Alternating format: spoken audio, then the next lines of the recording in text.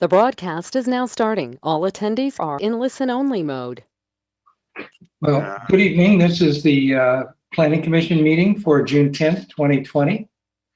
Could we have a roll call, please? Commissioner Hopkins. Here. Commissioner Kahn. Here. Commissioner Quincy. Here. Commissioner Shoresman. Here. Commissioner Wolken. Here. Vice Chair Jorgensen. Here. Chair Dandekar, currently not present.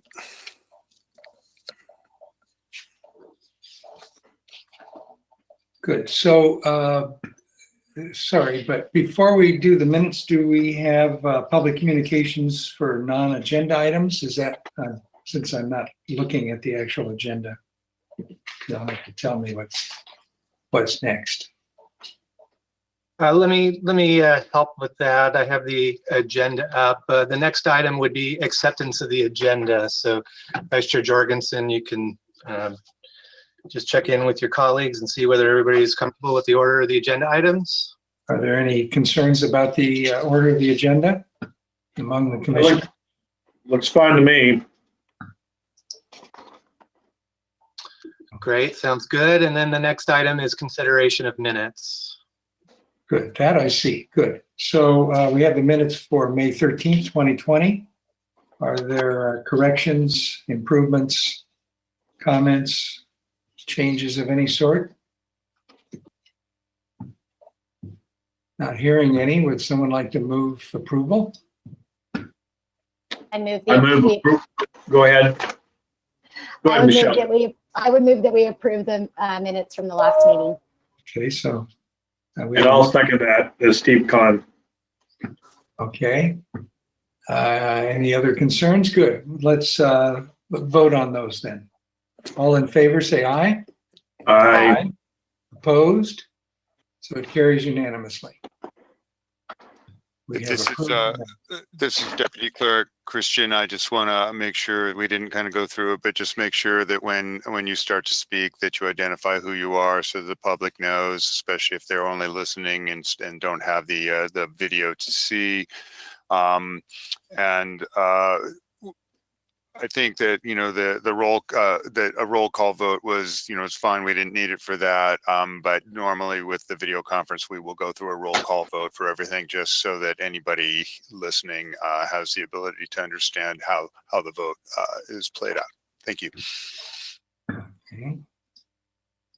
All right, so next up is public comment. And Bob, I'd be happy to just read the agenda section if you don't have it in front of you. Yeah, I sure don't. I'm so sorry. No problem. All right, at this time, people may address the commission about items not on the agenda. Comments are limited to 3 minutes per person. Items raised at this time are generally referred to staff, and if action by the commission is necessary, may be scheduled for a future meeting. Is there anyone wishing to comment? This is Deputy Clerk Christian. I've got on the screen right now instructions for people for how to speak. If you wish to speak on an item that's not on the agenda, you can either raise your hand in the control menu, or you can type a question into the question box stating your name, and I will then unmute your microphone. We'll give you a few seconds to do that.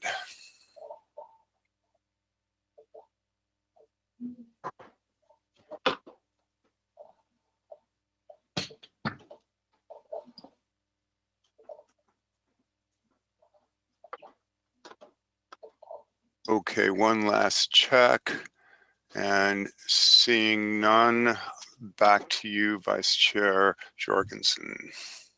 Okay. All right, so next up are the public hearings. And so again, I can just read this note on your behalf, Vice Chair. It says that any court challenge to the action taken on public hearing items on this agenda may be limited to considering only those issues raised at the public hearing or in written correspondence delivered to the City of San Luis Obispo at or prior to the public hearing. If you wish to speak, please give your name and address for the record. Please limit your comments to 3 minutes. Consultant and project presentations are limited to 6 minutes. right, thank you. So item number 2 on the agenda is 487 Left Street, and I'll turn it back over to you. Okay, so this is a public hearing item, and it's a development review of a new 2-story, 13,082 square foot office building as part of an existing planned development project. It's PD 0274. The project includes an amendment to the adopted precise plan approved through resolution number 2249 back in 1970, I believe, to address the new office development as it relates to the planned development. The project address is 487 Left Street. The zone is an R2 PD, and it's the Housing Authority of San Luis Obispo. HASLO is the applicant. So we'll begin with a staff report, and that's coming from Mr. Bell. Is that right? That is correct. Can you hear me okay? Yeah. All right. Associate Planner Kyle Bell here will be presenting the project this evening. Thanks for the introduction on the project. That was very helpful to dive right in. So we'll go ahead and get started. It looks like I'm in control of the presentation and just making sure the slides are quick.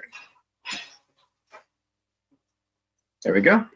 Okay, the recommendation this evening is to approve the project subject to the findings and conditions as provided in the agenda packet materials, as well as the correspondence that was received earlier today.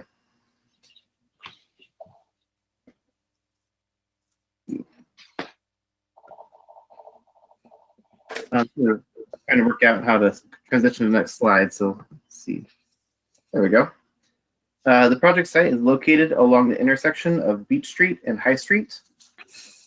The planned development overlay expands between the subject property and the adjacent property across Left Street. Both properties are located in the residential zone. The planned development overlay was established in 1970, and the final development plan was approved in 1971. Which included 20 residential units and the office space for the management offices for HASLO. The development plan also included a street setback reduction and a 27% parking reduction. The existing property has also received several building modifications between 1978 and 2019 to what we see today on the existing property.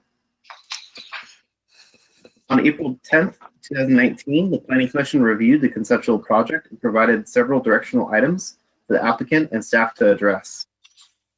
On March 2nd, 2020, the ARC reviewed the project and identified concerns for consistency with the design guidelines.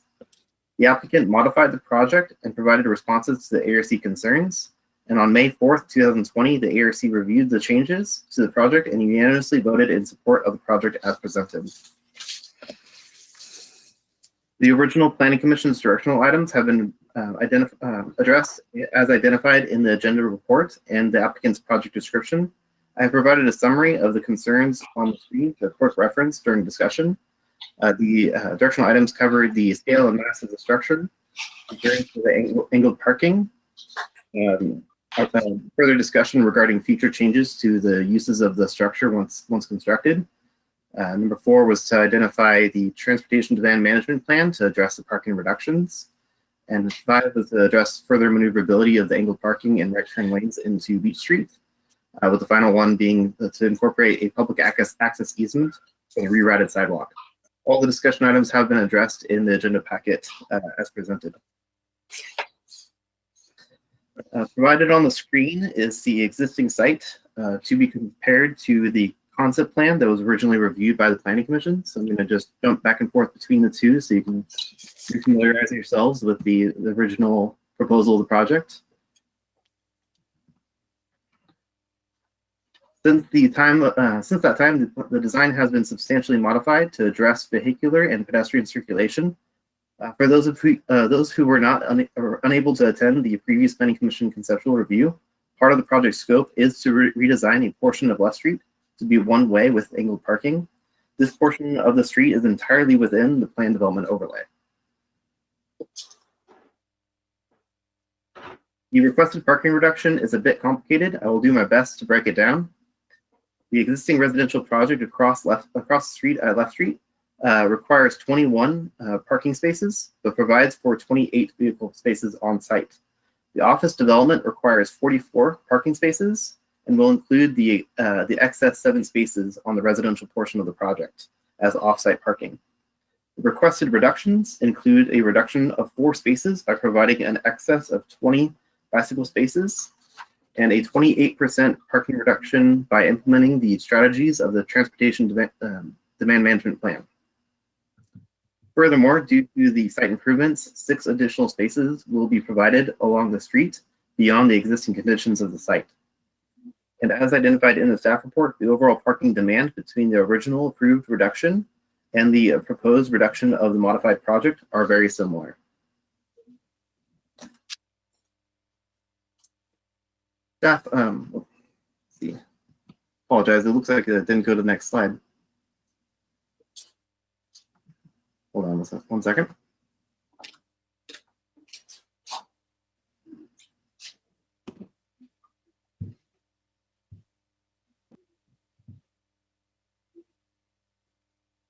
I'm not sure why. Oh, there we go. So this was a parking slide that was supposed to be on the screen while I was discussing that. Sorry about that. We can refer back to this during discussion if necessary. But as provided in the agenda correspondence, an additional memo has been provided to complement the staff report for additional analysis and evaluation regarding the sign exceptions that were previously reviewed by the ARC. The sign exceptions are minor in nature and limited to the number and total area of signs in the residential zone.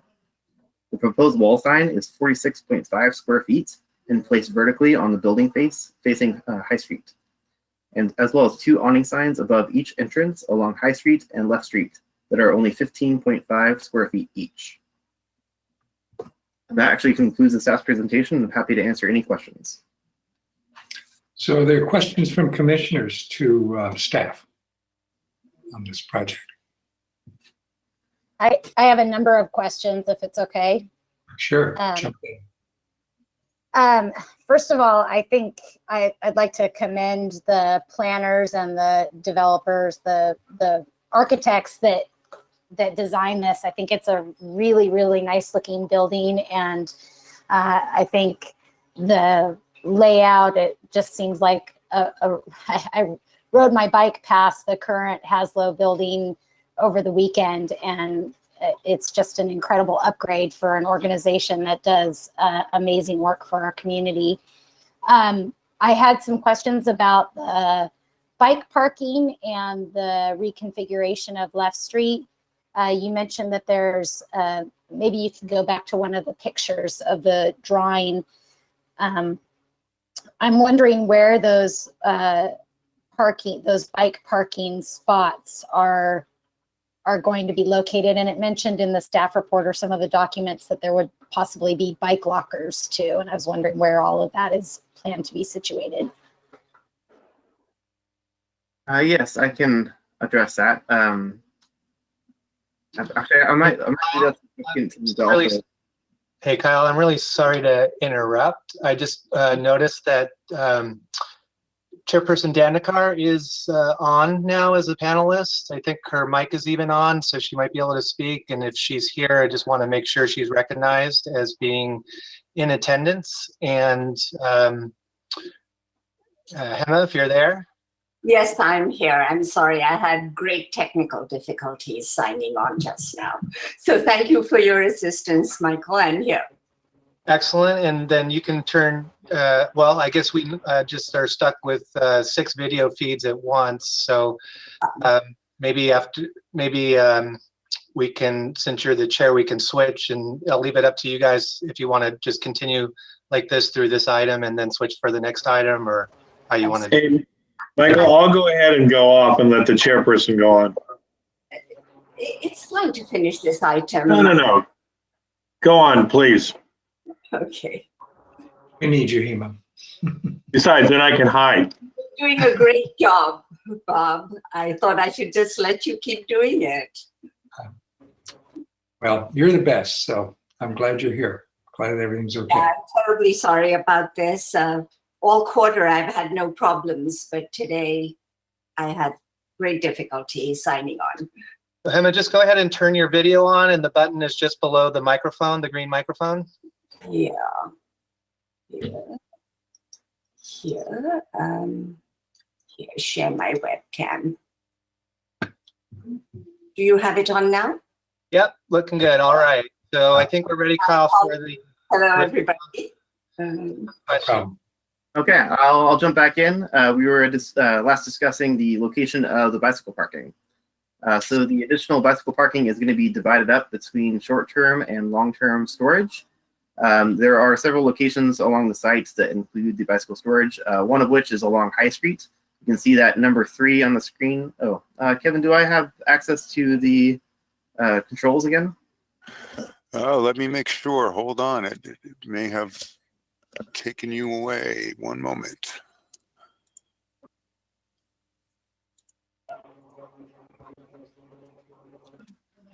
You Okay. still have it. All right. Well, yeah, it'll catch up to me.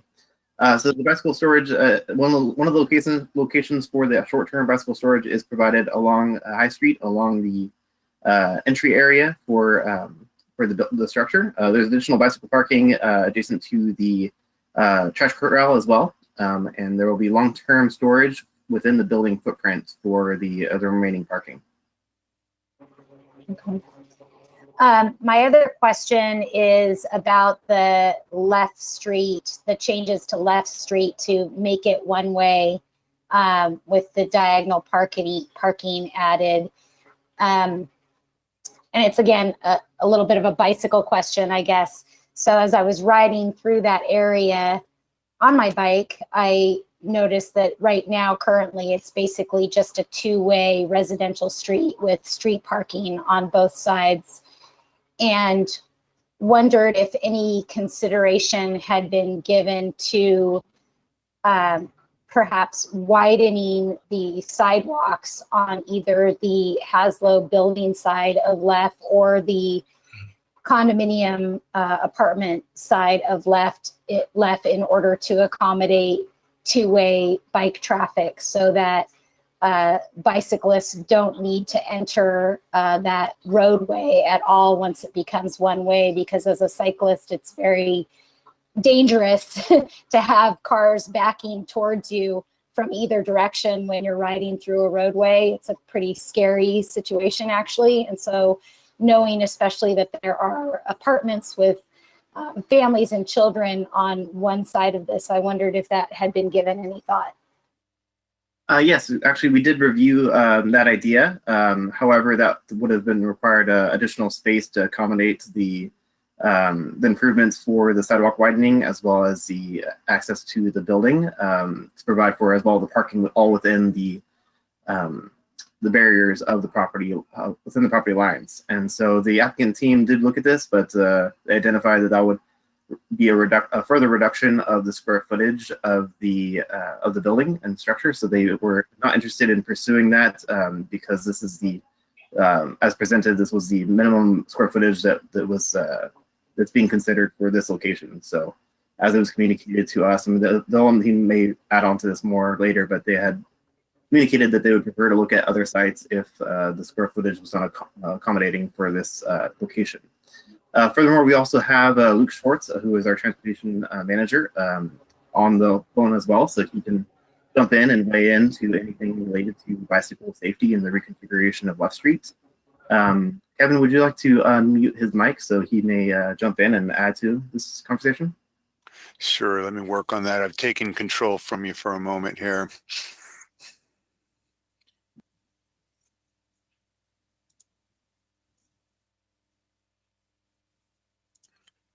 So Luke, your mic is live now, so we'll leave it open during this so that you can comment when you need to. Great. Can I get someone to wave just to confirm that they hear me? Okay, perfect. Thanks. Luke Schwartz, transportation manager at the city. We'll give some more background just on the circulation and some of the design decision-making that went into the street configuration. So just a little background, High Street has had kind of ongoing concerns, not just related to high speeds, but with safety at these intersections that have these really oblique angled approaches to High Street. It not only creates a problem for vehicles like exiting onto High Street with difficult sight lines, but also with drivers taking turns onto these streets at high speeds. So when the applicant team approached the city with this concept for converting Left Street to one-way, we were actually really supportive in that. One, it allowed us to align the street more perpendicular to High Street, but also just eliminated the difficult sight lines and one additional conflict point with having this being one-way, kind of inbound only. And looking at the other elements, I've seen comments about concerns with angled parking on streets that are well-used bike routes, and actually will echo those concerns in general, where establishing angled parking on a street that has dedicated bike facilities or is well traveled by bicycling or is part of a bicycle network is generally not the greatest idea, in that it does create some challenges with conflicts with drivers backing out. This street's currently not part of our bicycle network. It doesn't connect to any facilities that are part of our bikeway network. It doesn't carry much bicycle demand right now, and my assumption would be when converting it to one direction only, it'll probably get less bicycle travel. We have identified some strategies to try to limit some of the potential conflicts, and one is we have conditions that identify some traffic calming elements and visual cues at the entry to try to convey this as a slow, shared type of street. We went through a couple of design options with the applicant team that actually had looked at marking a bicycle lane on the street and ultimately had decided against that, and that it's safer for cyclists to be able to set up in a wide center aisle like this, where they're more visible, than to convey that they should be riding in a lane that's pushed up against the angled parking. Another design option we looked at internally was, could we put like a cycle track in where it's at the front side of the angled parking between the curb line and then a buffer area, so that cyclists just don't even travel at all within the aisle that drivers back up into. And ultimately, there just wasn't enough width. As Kyle mentioned, exploring something like that, whether that be widening the sidewalk area to provide more of like a multi-use path, or providing like a dedicated cycle track that's buffered from the parking, would mean either reducing half of the parking that's on that street, or widening into the on-site and limiting the development potential. There's some strategies that have been looked at in other places to kind of try and resolve some of these issues. There's cities that highly encourage back-in angled parking as a strategy. I've seen that work really great in places like Tacoma. It seems intuitive, and you see it all over the place. I've also seen other cities where it's worked very poorly, and they've ended up tearing it out and reconverting it to front-end angled parking. We're open to concepts like that. It hasn't been something that we explored throughout the city, and we wouldn't necessarily look at an angled parking design like this on a street that had a lot of bike activity. So that's kind of the thought process that worked its way through this. I'm happy to answer any other focused questions on this topic. I had one last question that's related to some of the public comment that we got about some of the parking slots. I don't know if staff saw those and if they could speak to the particular individual seemed to think that some of the parking spots that were outlined in the plan weren't actually legitimate street parking spots or something to that effect. And I didn't know if we were over counting parking spots, or if that was just. Yes, this is Kyle Bell again. I'm happy to answer that question. There were 4 parking spaces that I did not identify in the staff agenda report that are on the other side of Left Street. And so regarding if you can follow along with me on the screen here, this additional sidewalk that's being added as proposed with the project would accommodate some additional vehicle parking spaces, which I did not account for originally in the numbers included in the staff agenda. But 2 of the spaces do block an existing driveway, so those would not be supported with this latest reconfiguration. So those are just completely out of the question, but there would be a potential for 2 spaces along this stretch of High Street. That's all my questions. Thank you. I'd like to ask other commissioners alphabetically, because it is hard to be recognized. Does Commissioner Hopkins have any questions of staff? Not at this time, no. Commissioner Jorgensen, Vice No Chair, questions. Commissioner Khan, who we No, cannot, no questions. Commissioner Quincy, Questions. Commissioner Wilkin. No questions. I did have a question about the parking, Kyle. I pick up the drawings from the architects, and the number of parking is actually delineated on sheet A4. They show 9 parking spaces, but I could only see the graphic of 8 of them. And I wondered if this was an older site plan and something had changed there. Also, the 4 parking spots that Commissioner Shorsman was talking about further down on High Street, are these added to the total count of parking that the applicant is claiming as providing? Yes, so you are correct that there are only 8 spaces along that stretch of High Street adjacent to the project site. But the applicant team was accounting for the additional parking spaces further down High Street on the other side of the intersection between Left and High Street.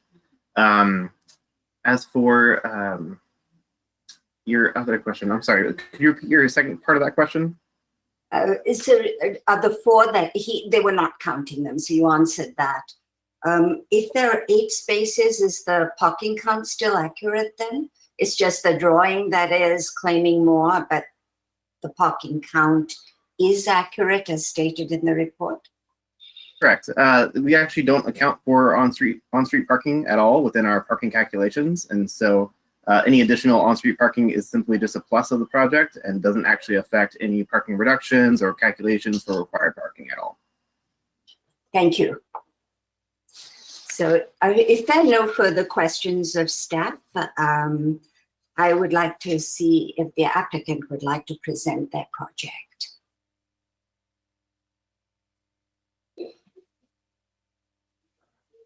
Kevin, if you'd like to unmute Pam Ritchie to introduce the project, and then you can go ahead and I can maintain controls to navigate the slides. Great.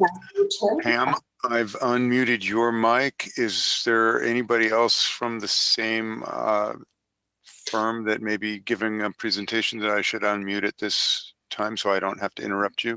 Yes, thanks, Kevin. Actually, Scott Smith, the Haslow director, was going to cover the opening slide and make an introduction. And then I would come in starting with slide 2. And then toward the end of the presentation, David Gibbs, the project architect, will also participate. I have unmuted both David Gibbs and Scott Smith, so we should be good to go. Mr. Gibbs, I actually see that you have 2 icons in attendance. Can you just do a sound check for me, please?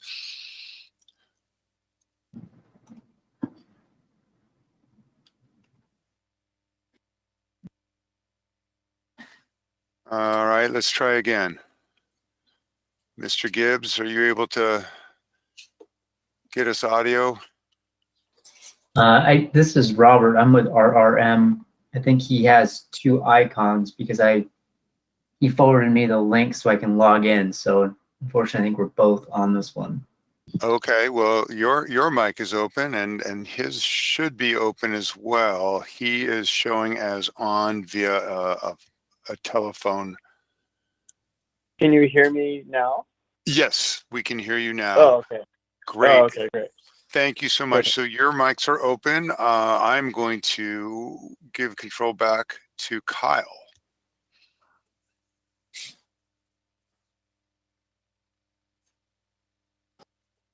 Okay, bear with me while I try to get to the first slide.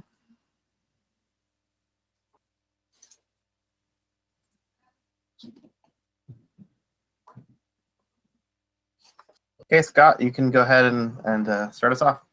Okay. Everybody hear me okay? Commissioners, thank you. Okay, super. Well, thank you very much for putting us on tonight's agenda. We very much appreciate it. I know we don't have a lot of time for a presentation, so I'll try to make my comments brief. I want to emphasize how tied in with the community that we are, in that we've been working in this community for 50 years. That's a big deal. And we've been in this location for the majority of that time. This location is very important for us to be able to continue to function and provide our services.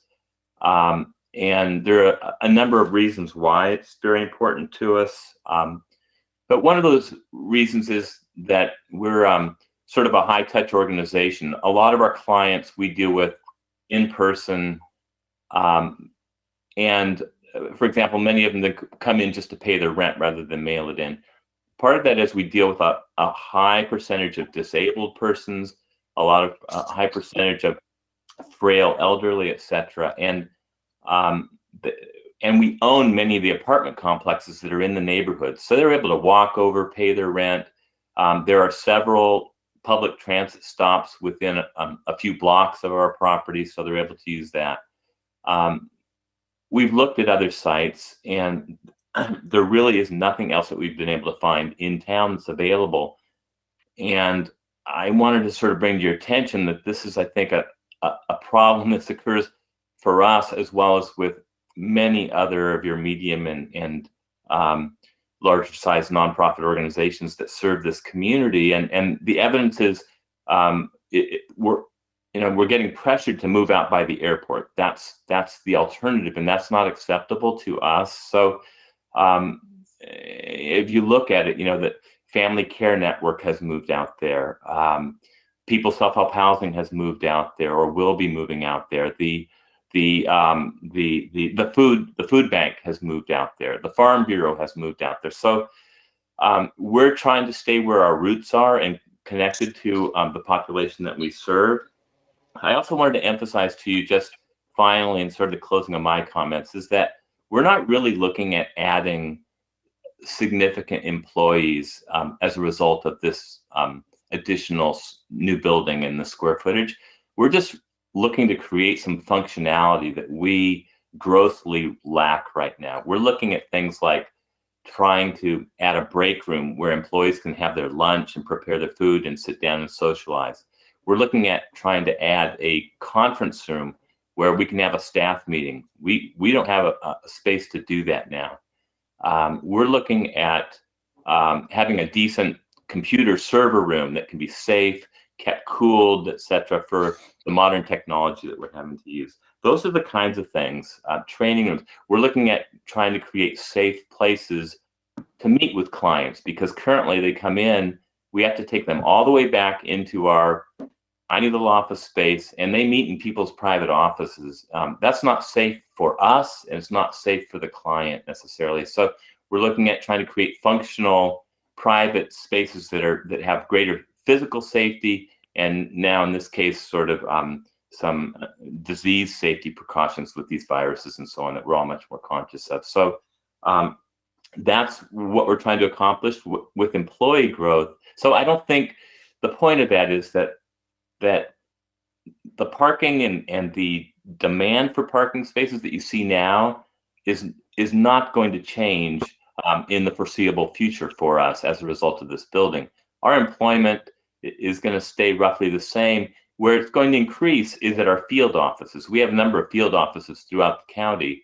Those are in property management positions where they go out there. So I don't think you should anticipate any degradation of the parking situation in that neighborhood.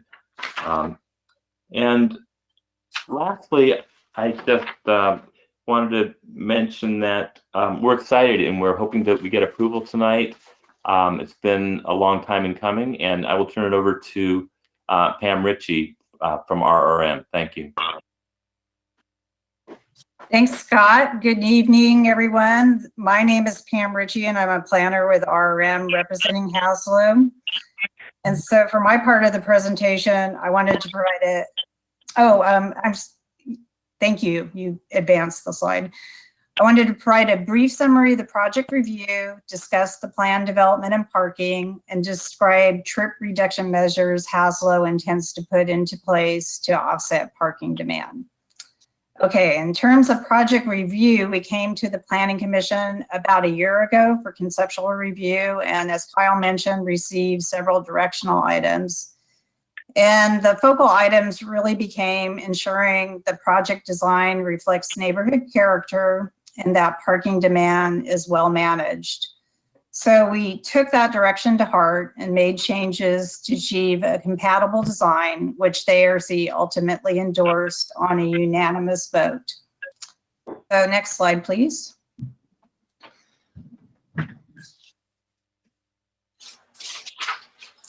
And this is the aerial photo showing the project site, and it's unique in a variety of ways, including the odd triangular shape of the office property and the 3 street frontages.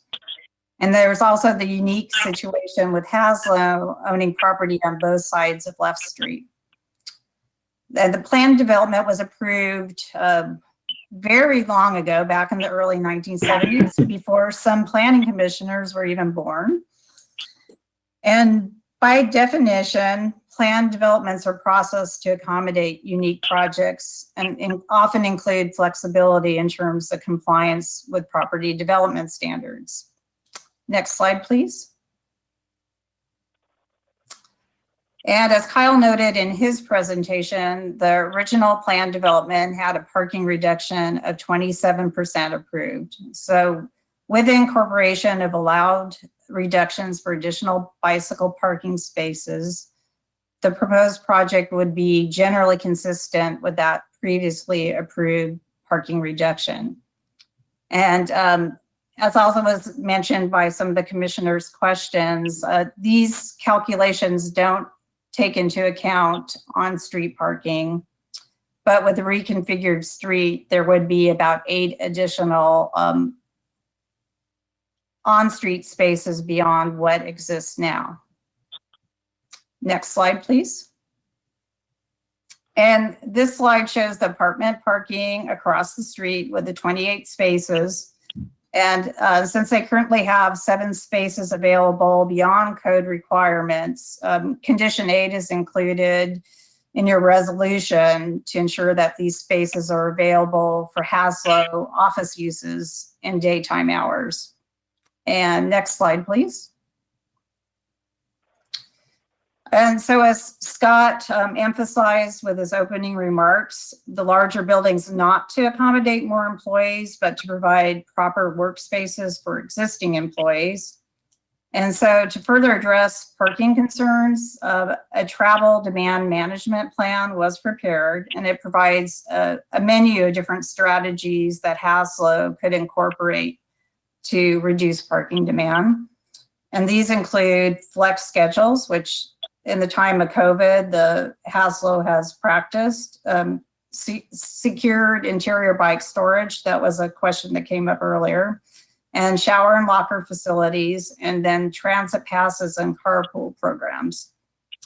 And so with that, I'm going to turn over the presentation to project architect David Gibbs to talk about the reconfigured street and other design details. Thank you. Thanks, Pam. Well, staff and everyone has done such a good job presenting a lot of this. I've actually been able to make my presentation a little bit shorter. I know we're getting a little short on time as well. One thing I wanted to point out, because I thought about this bicycle stuff too a little bit, and with the Left Street being a one-way going north, if you would, really you're looking for bicyclists to be able to make a right-hand turn into Left Street. So if you're biking on High Street going towards the west, you would really go ahead and turn on Beach. There wouldn't be much reason for you to go up to left and take that. So that was kind of a little comfort to me as well, because I know the diagonal parking can be a little complicated. So I looked at that, I thought that's a good little note to take in. The next thing that I really liked was that with our new throat, if you would, for the entrance into this site plan, it's lined now with Harris, which really helps and fits in with the design guidelines for these streets. The next thing was that we added some stop signs at the intersection at left, where it's really important. You can kind of see that in the upper right-hand corner. Currently, people are just flying down left, and as one of the letters presented by the public said, they just use left and high as a lane merger, and they're just flying down there. So overall, we're really creating a much better traffic calming, pedestrian friendly site. And I wanted to point out the nice park that we're able to add in as well up in the corner of the left street, and the opportunity for some public art that we really like that. The main thing to understand why we looked at a creative use of this site as well for Haslo is Scott Smith did a really good job talking about the program that we're trying to add. It's really important for a lot of that program to be on the ground floor for them in regards to the clientele relationship, both for it being secure and for people also being disabled and things like that. So mostly this ground floor was really important for Haslo. So being on a triangle site was very challenging to try and figure out how to do a ground floor for them in that way. The next thought I wanted to touch on was in regards to, well, what is the difference in square footage here? Right now, they've got about 5,600 square feet of office, and this new proposal has 6,000 square feet of open office. The other 7,000 square feet, that's what's dedicated to what we're calling these modern office programs that Scott did a really good job touching on. All right, if you go ahead and hit next slide. With ARC and both from Conceptual Planning Commission, they asked us to look at making sure that this building fit in with the scaling and massing of the area. We looked at the CDC guidelines, of course, and we also wanted to go ahead and look at the character and fabric of use of High Street. And we had a great discussion with ARC. We looked at there is residential, multifamily, and single family, but there's also commercial, and there's retail and office. There's even some food service and some religious facilities. So overall, I feel like the PD is a good spot for this building to fit in, and why it was appropriate to go ahead and use even a parapet building. But with that in mind, we really wanted our building to be refined to fit better into our adjacent residential neighbors. If you go ahead and hit the next slide, I can show this. So previously, we had a lot more two-story elements. We went ahead and brought the corners of our along High Street in to try and reduce our second-story mass, and we also set it back. So you'll see we've got corner roof decks on our prominent areas to really kind of push that second story back. The next thing that we did was we created just this simple blue anchor that on each side is our two-story element at our entry. But overall, we try to make sure that the one-story element is true and strong. And we even added things like sloped awnings and covered porches to help make the pedestrian feel and the residential feel stronger in this architecture. Under that covered porch, that would be a lot of where that bicycle parking would go as well, Michelle. If you go ahead and hit the next slide, it kind of shows our other two sides of this building and one of the few small portions of the building that is all two-story. Overall, that kind of concludes my presentation. I know we're short on time, so just wanted to kind of just point out the fact that it really is important we work with Haslo on this project to keep Haslo within the city limits. And we're really proud and excited to be able to present this project to you, and been really thankful to find staff and ARC and Planning Commission so far to really join hands with us to try and look at how do we make a site that they already own viable for them for many years to come without having to take on the financial burden of looking for a new site. Thank you very much.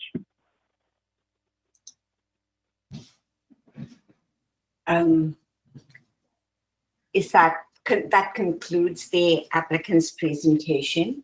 At the cost of being a bit pedantic about this, I'm going to call on each of you to see if you have any questions. So Commissioner Hopkins, any questions for the applicant? No questions this time. Thank you. Commissioner Jorgensen? No questions. Commissioner Khan? No questions. Commissioner Quincy? No questions. Commissioner Shorsman? Yes, I think I don't know if it's really a question for the applicant, but more to comment on the comments that you made back to me about the traffic flow in terms of bicycles. Sure. I just wanted to say that I absolutely agree with you that I think that right-hand turn from High Street into the left street into Left Street the way it's proposed is even currently is not really a relevant travel pattern for most bicyclists because you're right. If they were traveling down High Street, they would most likely turn right on Beach Street before going a little bit further and turning right on Left Street. I think my thinking about travel patterns of bicycles was more in the other direction. I think the temptation of somebody coming down Left Street on a bicycle, and instead of now they would come to that intersection and they would be blocked basically from continuing straight towards High Street.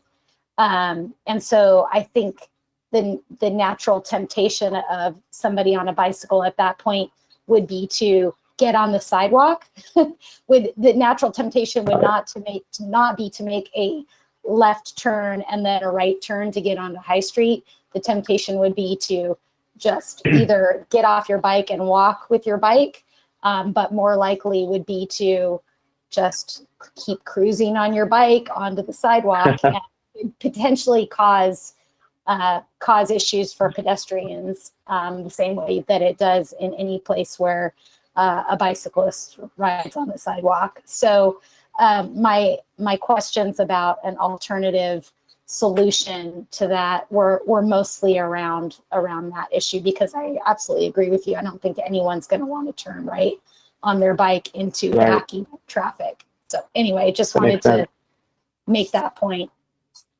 It's good. Yeah, I agree. That's all. That's all. Commissioner Wilkin. No questions. I know this is, so I just wanted to ask the design team.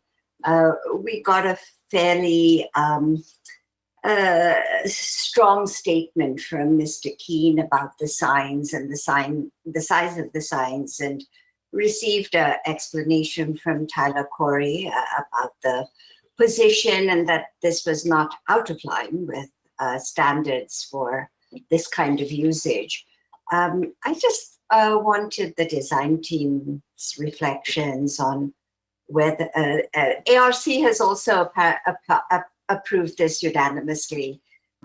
So I just wondered if the design team would like to comment on whether there is a strong mandate for the sign, the main Haslow sign, to be as large as it is, given neighborhood resistance. Hi, this is Pam Ritchie, a planner with RRM. And when we first started the project, there were different sign regulations in effect, which allowed 20 square feet of signage for each frontage. And over the course of time in processing the project, we found there was an update to this sign regulations. And so with R2 zoning, it's fairly restrictive because you typically don't get sign requests of this order. So again, it's another kind of uniqueness for this particular nonprofit use in a residential zoning category.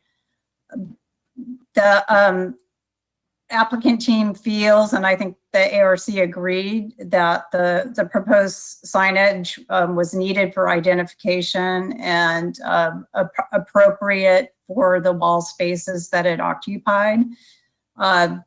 If the commission has concerns about the main size and suggests that it be reduced somewhat,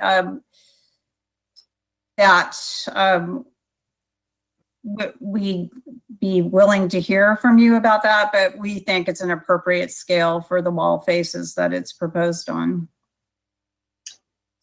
Well, I was particularly struck by Scott's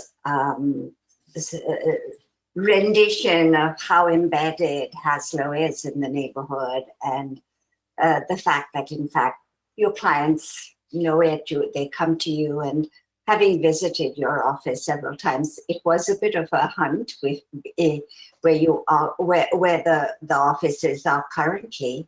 it seemed as if with the new plan, the entries are really much better articulated and signed, and you know, the signage next door of the van rental company, it's large, and I'm sure the neighborhood is concerned about sort of the whole developments along High Street sort of becoming that kind of affect. So I just looked at your elevations and I just wondered if there was some kind of, whether other commissioners felt whether the sign really needed to be as large as it is, or whether a reduction in the length of it, the height of it, could just as well serve to identify the building, but would be a nod to neighborhood sentiment. Do other commissioners have any concerns or reactions? This is Steve Kahn, and I read all the correspondence on the sign, and I looked at all the pictures and really thought about it for a while in preparation of this meeting.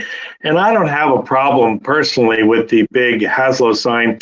I find many commercial buildings, although this is not really a commercial building, but many buildings are undersigned, and you actually have a hard time finding them. And I think that the Haslow name was done tastefully, and that really identifies the facility that it is. So that's just my 2 cents. This is Commissioner Wilkin. First of all, I just wanted to note that we're still in the question session and not in the comment session. We haven't public yet. But I did want to ask a question of staff about the signs. Is it correct that if this property were in the office zone, which it's not, that the maximum cumulative sign area would be 50 square feet? Is that the current sign standard? Yes, Kyle Bell here. That is correct. The limit for an office zone would be 50 square feet cumulatively. So this proposal is 75, 77 square feet, correct?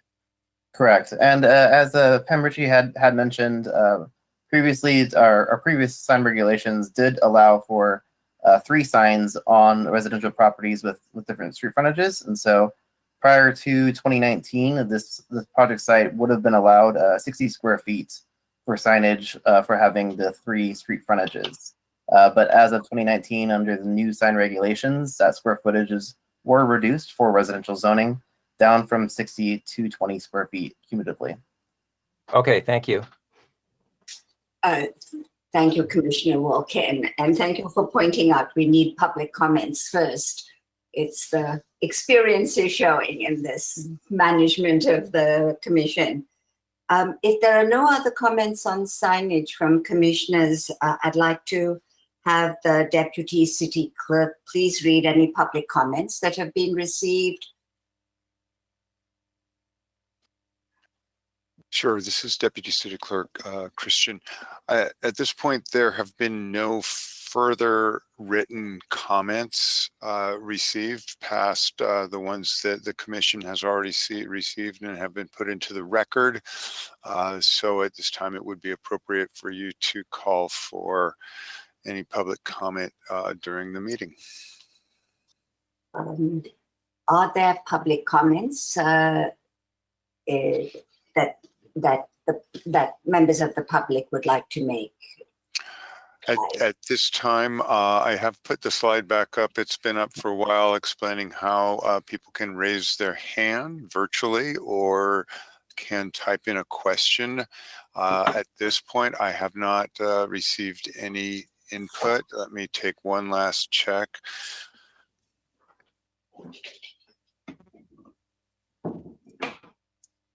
And I see none. Thank you, Kevin. Since there are no online public comments on this item, I believe the floor is now open for the Planning Commission's deliberations. So if you have, the floor is open for discussion. This is Commissioner Wilkin. May I make some remarks? Sure. Okay, great. First of all, I just wanted to preface my remarks by saying that they relate only to the general plan and the community design guidelines, basically to land use issues, and not who the applicant is or who's going to occupy the building or how desirable the use may be or the financial situation of the applicant, et cetera. And I think that's the considerations that we should be focusing on in our discussion. So with that said, there are a couple of key policies that I think are worth looking at. First of all, the Community Design Guidelines Policy 3.1 B2 regarding compatibility. And this is something the Planning Commission talked about last year when we reviewed this project conceptually. And so essentially, I think the key point is that that policy calls for compatibility with architectural style, but also the scale of other buildings in the vicinity. And the compatibility includes building scale, building size, and building massing. That's specified in the policy. So when I looked around and walked around and drove around the neighborhood, I saw that this site is essentially in the middle of a residentially zoned neighborhood that's R2 zoning, where just about all the buildings are residential and most of them are pretty small scale. And I find that the proposed size of this building is many times the size of nearly all the buildings in the area, in the neighborhood. And even looking at a few of the larger buildings in the vicinity, it seems that this proposed building is about 45% larger than what might be the largest building in the whole neighborhood, which is, I think, across the street. That's what it seems like. There are a couple of other larger apartment buildings, but I think the one across the street may be the largest in the whole neighborhood. And what's being proposed tonight is about 45% larger than even that. So I have a concern about compatibility or consistency with that community design guideline policy. And then there's another one that I'd like to point out, and this is in the land use element, and it has to do with the location of offices outside of certain areas of town. It's policy, it's land use element policy 3.5.2, and it talks about when or how much office buildings can be expanded outside of certain designated areas, like downtown and Prado Road and service districts. Anyway, this site is not in any of those designated areas. So essentially, the bottom line is that policy says that outside of certain designated areas, existing office buildings may undergo only minor expansion. And so this proposal is actually about 2.5 times the area of the existing building. So it's not really a minor expansion. So I don't know if staff can put that policy up, but that's what it says in a nutshell, is outside of certain areas, which this site is not in, existing office buildings may only undergo minor expansion. So those are my key concerns with the project as far as consistency with the general plan. So I'm having trouble finding that this is a compatible size with surrounding development, and also I'm concerned about the policy about expanding offices that's in the land use element. And if, in case staff wants to look at that one again, it's 3.5.2. So those are my comments at this time. If we get into the signs, I might have a further comment about that, but I have kind of just a basic concern with those two items that I mentioned. So I'll stop right there, and I may probably be in the minority on that, but I just wanted to let the commission know how I looked at this. Thank you, Commissioner Wilkin. Could I have a show of hands of commissioners who might want to speak. Just, it's hard to, I don't have a menu. Commissioner Quincy and then Commissioner Jorgensen. Thank you. I too may be in the minority, but I do want to echo Commissioner Wolken's statements. My recollection of our previous Planning Commission meeting, where it was a conceptual overview of this project, the math, the size, the compatibility with the neighborhood was a really large part of what we discussed. I just find that the analysis that's gone into that and the explanation to be inadequate for this project. Basically, nothing has been done whatsoever from our last meeting where we raised this issue. So I too have the same concerns as Commissioner Wolken about Community Design Guide 3.1 B2, B2B, I think, and then also 3.1 C 1B, which also talks about the neighboring structures. I've walked this area. I don't find the design or the scale to be compatible whatsoever with the area. And we also, I believe, got Mr. Hanley's advice on, consideration of who the applicant was in terms of legally and in our analysis as the commission. And my recollection of the legal advice we received from Mr. Hanley is that we are not to be considering who the applicant is. So I want to echo that statement from Commissioner Wolken as well. So thank you. Thank you. Commissioner Jorgensen. Well, I guess I'm seeing this differently, and it did take a while for my own sense of this to evolve as well, because just in every way you can think of, this is a very unique property here. And for that matter, High Street's a pretty unique street within San Luis Obispo. In fact, it's got a little bit of everything, to say the least. And it is sad to see that there is more speeding on that street, because it certainly can be a dangerous street. But I guess what I'm looking at is that really 50 years ago, there was a planned development that included a number of affordable housing units and some offices for Haslam. And so that's still in effect. And I can imagine if somehow we were to approve such a project with the housing right now, it's quite possible that the offices and, if there was we were doing something similar, we might end up with 3-story buildings where we find a way to get the offices that were necessary for Haslow's administration, presuming that needed to be linked with the affordable units. And I think there's a lot of sense in that, to have offices right next to a major project, a project that's survived and done very well in that neighborhood.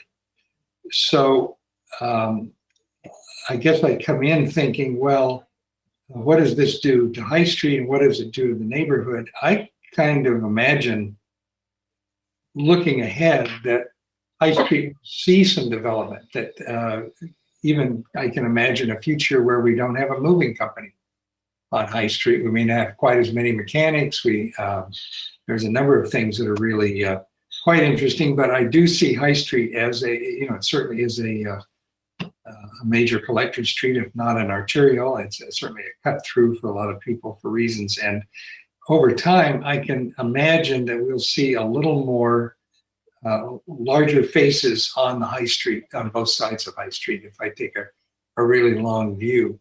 So when I'm looking at this, I see what to me is a well-designed building.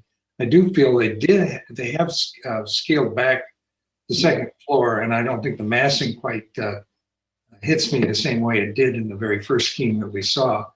But I actually think that this is a well-designed project that will kind of set the bar for future development along High Street, because we have such a mix of commercial spaces and residential spaces. And I guess I feel like this is really what we're really looking at is an adaptation of that planned development originally, and I think this is a pretty good one. It certainly does not meet all the criteria of for offices and for that matter for signage. But I'm able to support this. Thank you. Thank you, Commissioner Jorgensen. Commissioner Hopkins? Hey there. I'd like to echo some of Commissioner Jorgensen's comments as well, in terms of agreeing with that this project is compatible with the existing neighborhood. I actually live outside of the 500-foot radius, but in the neighborhood, and find it to be a pretty, it's not a very homogeneous neighborhood. It goes from a lot of single-family dwellings to apartment complexes to industrial uses, and I think that's actually what adds to the community character, perhaps more than anything, is the diversity of that specific neighborhood. And in terms of the massing, I believe there's a 2-story Haslow property directly behind it, and agree with Commissioner Wolken that not agree with that the massing to the side of the industrial use is fairly similar as well. So I think it is actually compatible with the neighborhood existing uses, and support ARC's unanimous recognition of that. Thank you. Commissioner Khan, you're off the screen, so would you like to do you have any comments? No, I don't have any additional comments. Commissioner Schwarzman?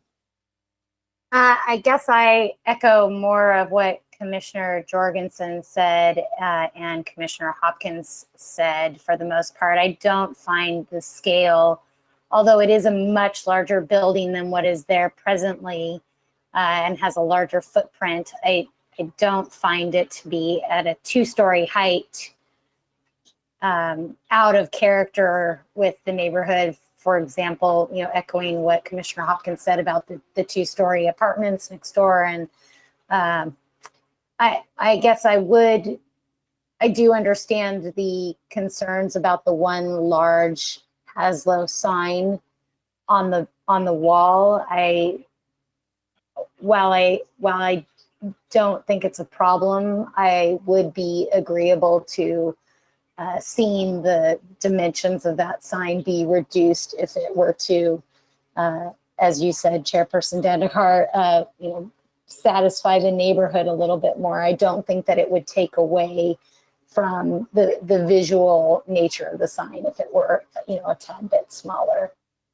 But otherwise, my biggest concerns, as I've expressed, are around the traffic patterns for bicycles and pedestrians around the building, and I'm not as concerned about the project as a whole and would be supportive of it in general.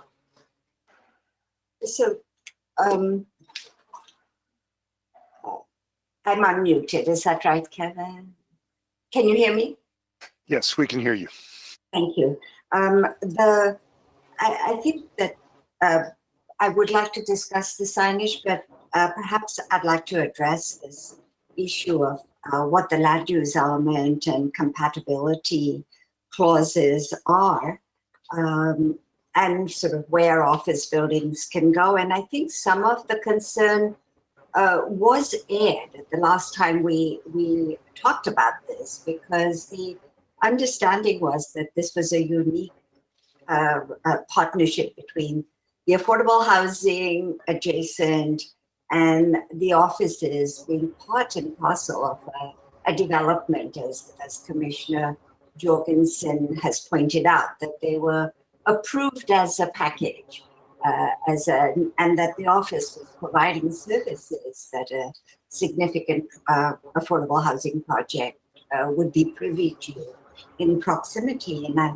distinctly remember us deliberating on what if Haslow sold the office building, and who would come in, and what about the whole issue of compatibility. And at that point, I think we sort of leaned on the idea that that Haslow was there to stay, and that this was an important location for them, and that this was an office facility which was really of service nature to not just the project that it was tied to, but at that time too, we were told that there were other affordable units in the neighborhood, and that this would be providing service for those facilities too.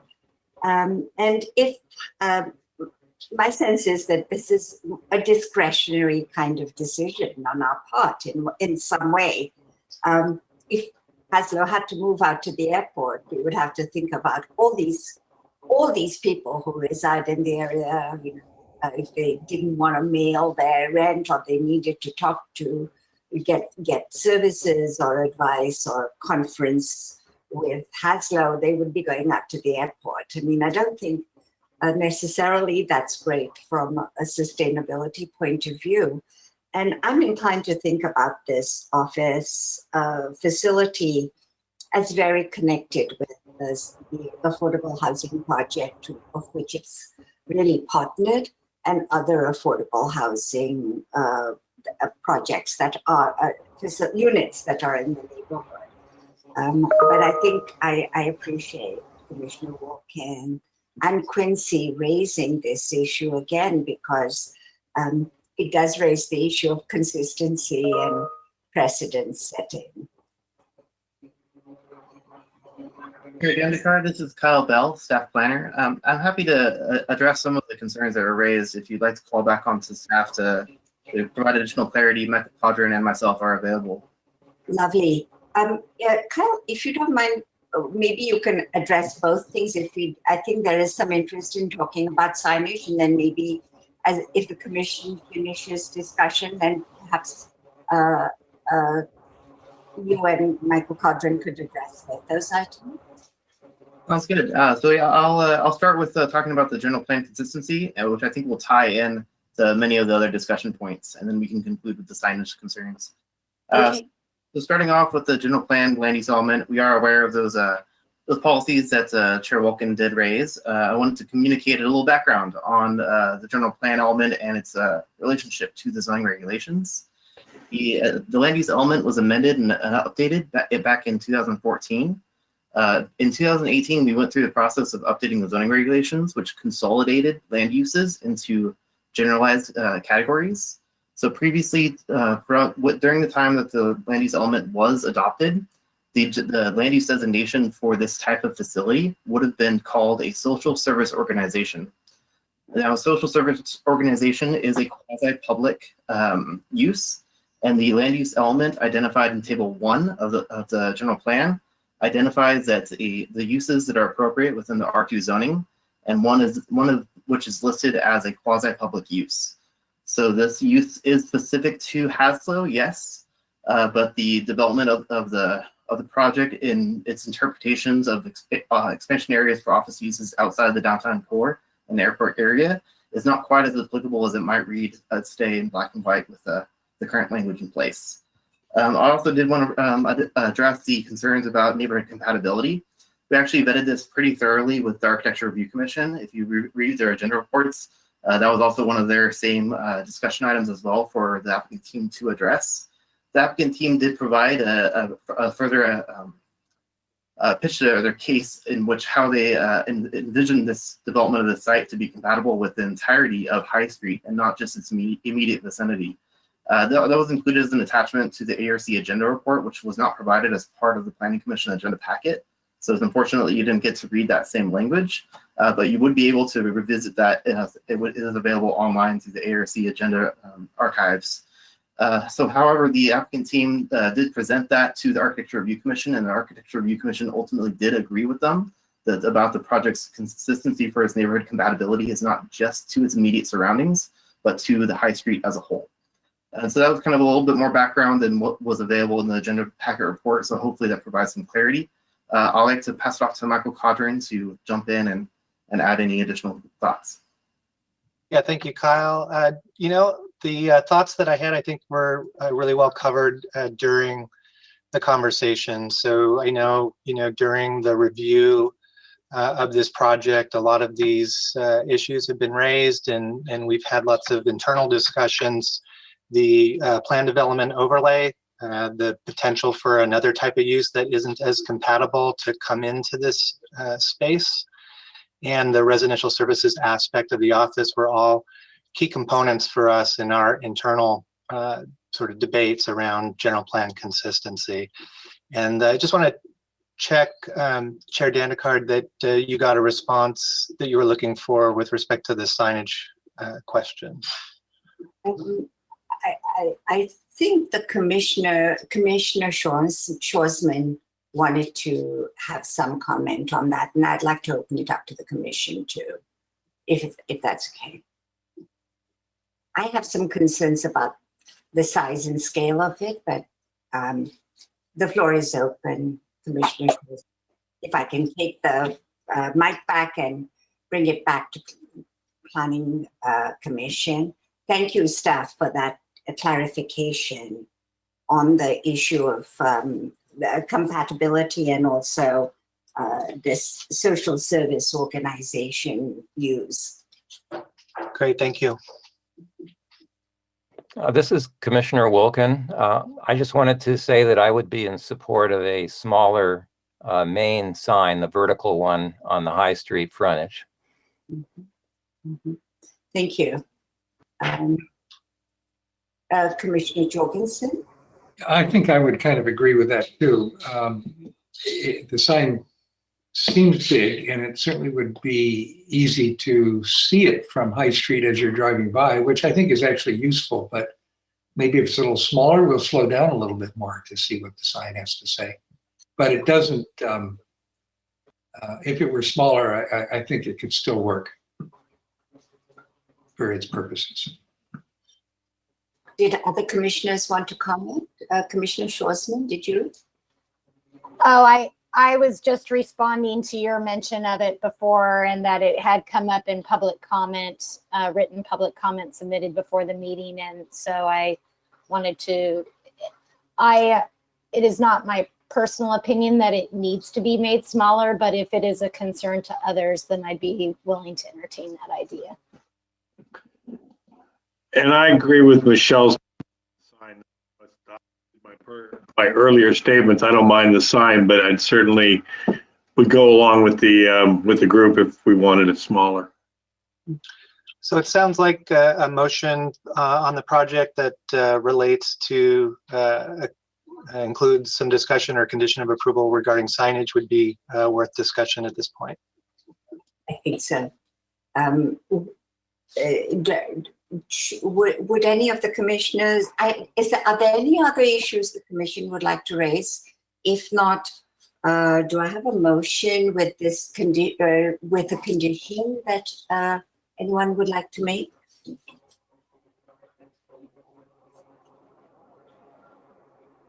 Are there any other issues that the commission would like to discuss, given I see now. I'm glad to move, but here's Nick. Let's let Nick do it. Not to beat a dead horse here, because I'm clearly in the very small minority on this project. I do think it's fair. It's worth mentioning if we consider the what ifs anytime we deny a project, we could literally make that consideration on every single project that comes before the Planning Commission. So I don't find that to be an overwhelmingly persuasive reason to go one way or the other on the project. So I just wanted that point to be heard. Staff's explanation has not alleviated your concerns, Commissioner Quincy, that No. Evolution, no.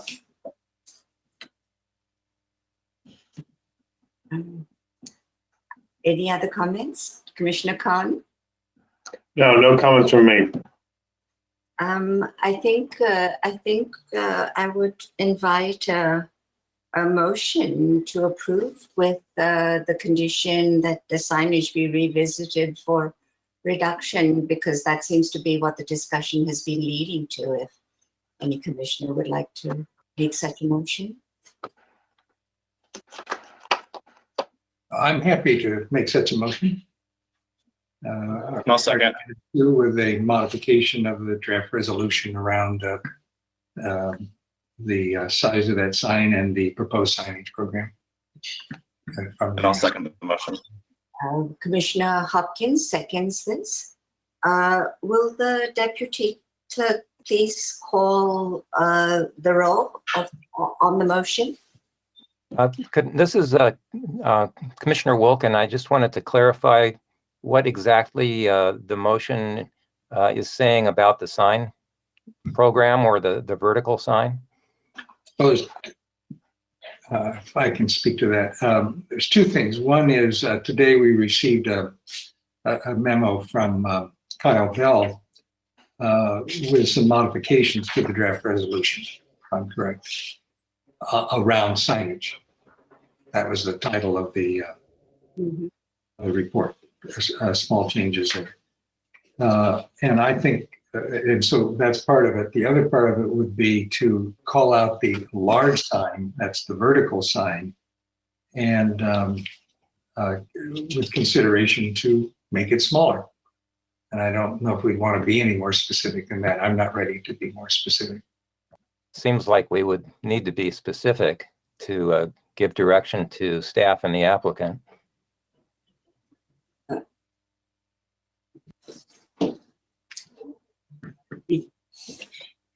Would reducing the height and by a third, which was the height seemed to be an issue from the perspective of Mr. King, who wrote a letter to us, and overall reduction by a third in the size of the sign, or some such percentage. Would that be acceptable to Commissioner? It makes sense to me as the maker of the motion.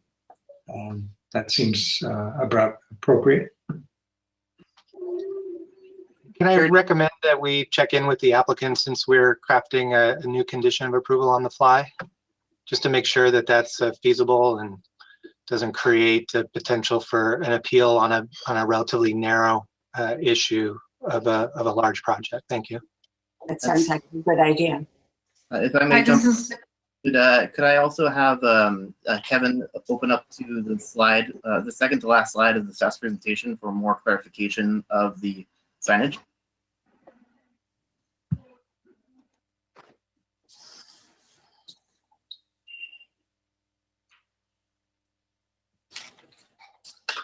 Thank you. I can go ahead and speak here. This is David Gibbs. I would say that it would be fair to, reduce this down to the 60 square feet, 20 for each street. So that would take the sign, the large sign, from 46.5, take it all the way down to 30. So it's a good about a 40% reduction of that sign down to 30 square feet, and keep it at maybe 20 feet high instead of 25 feet high. I think that would be a pretty good specific condition from you guys, and would be fair in reducing and responding to public comment. So David, could you, so you were combining this with the other two signs, or just addressing the main sign? Right, so the other two signs are just the little addresses, if you would, on each of those awnings. I don't think that's the issue from the public. I think it is the large sign. So I would take the large sign from 46.5 to 30 square feet and reduce its height from 25 feet high placement to 20 feet high. I think those two combinations, I think, are a fair response to public and reduces the sign by about 40%. Well, it's acceptable to me as the maker. It sounds good. That sounds good to you, Commissioner Jorgensen? Yes, it would. Okay. So is that clear to the commission? Is it clear what the motion is and what we've seconded? Yes, it is to me, Steve Kahn. Thank you. Could we then have a roll call on this and a decision, Mr. Deputy City Clerk? Sure. I just wanted to make sure that the second, I didn't hear kind of a confirmation from this Commissioner Hopkins that he was. Right. Sorry. I was muted. I accept those changes as well. Thank you. All right. I'll proceed with the roll. Vice Chair Jorgensen. Yes. Commissioner Hopkins. Yes. Commissioner Kahn. Yes. Commissioner Quincy. No. Commissioner Shoresman. Yes. Commissioner Wolkin. No. Chair Dondekar. Yes. I'm sorry, the motion passes. It's 5-2, is it? 5-2. Thank you. Can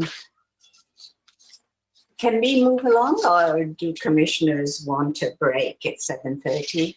We can move along. We have the 6-cycle housing element for consideration. I don't see any hands sort of requiring a break, so we'll just keep going. The next item on our agenda is a review of the 6-cycle housing element update and the proposed policies and programs. The public hearing is to review the housing element as well as the updated proposed policies and programs. And I'd like to call on Associate Planner Rachel Cohen to present the report to the Commission. Good evening, Chair and fellow commissioners. As the Chair stated, my name is Rachel Cohen. I'm an Associate Planner with the City of San Luis. And over the last year, the City of San Luis Obispo, as well as the county and other cities within the county, have been in the process of updating their housing elements based on the new 6-cycle regional housing needs allocation requirements from the state. And this evening, we will be focusing on the proposed modifications that staff has presented in the staff report to the goals, policies, and programs of the housing element. Next slide. Oh. So this evening, the Planning Commission is responsible for reviewing the proposed changes to the general plan and for making recommendations to the City Council. The Planning Commission has 2 primary roles with the housing element update process. One is to provide a forum for public discussion and consensus building. And secondly, it's to provide policy and program direction to staff. Next slide. Over the last year, staff has held various public meetings, workshops, online surveys, and also presented to various stakeholder groups. Next slide. And in December, the city hosted a public workshop and an online survey to collect feedback on the issues, needs, and opportunities they saw regarding housing in San Luis Obispo. So this slide here shows sort of the themes from public feedback regarding housing issues. And affordability was the top issue that was communicated with staff. In addition, individuals shared that there was an insufficient number of residential units to rent or buy. And we also heard that they wanted to see more diversity in the types of housing, as well as see higher density housing. Next slide.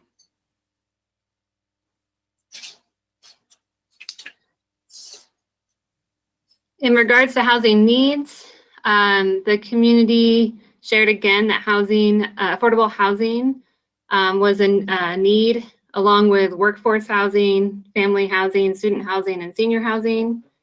We also received comments that housing should be close to jobs and address homelessness and sustainability. Next slide. When asked about where there were opportunities to increase available housing options, the public feedback included allowing higher densities in areas such as downtown. Also supporting on-campus housing for students. Others suggested rehabilitating existing structures or allowing alternative types of housing like mobile homes and tiny homes. Next slide. Staff is proposing modifications to Chapter 3 of the housing element, which includes goals, policies, and programs based on this feedback from the community as well as stakeholders.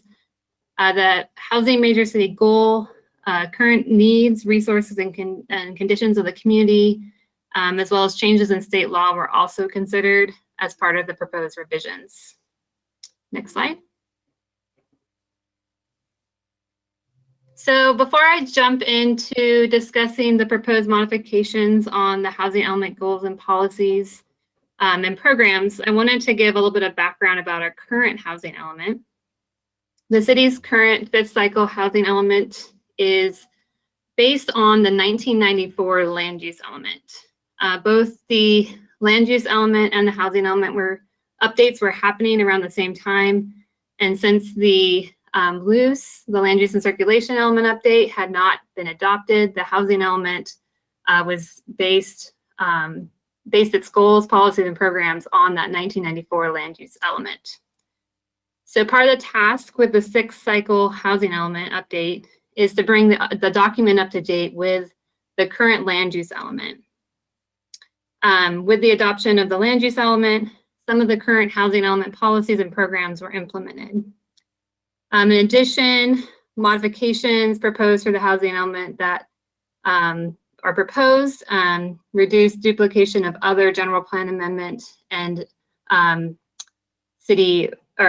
reduce the duplication of other policies and programs within other general plan elements and city documents. So, for example, the conservation and open space element includes policies and programs regarding historic structures and districts, as well as the city has a historic preservation ordinance. Both of these documents provide extensive detail about preservation, protection, and new development as it pertains to historic resources. The city also recently updated the zoning regulations in 2018, and these implemented several programs that were in the housing element, in the current housing element. Next slide. So I'd like to now review some of the more substantive changes to the draft goals, policies, and programs.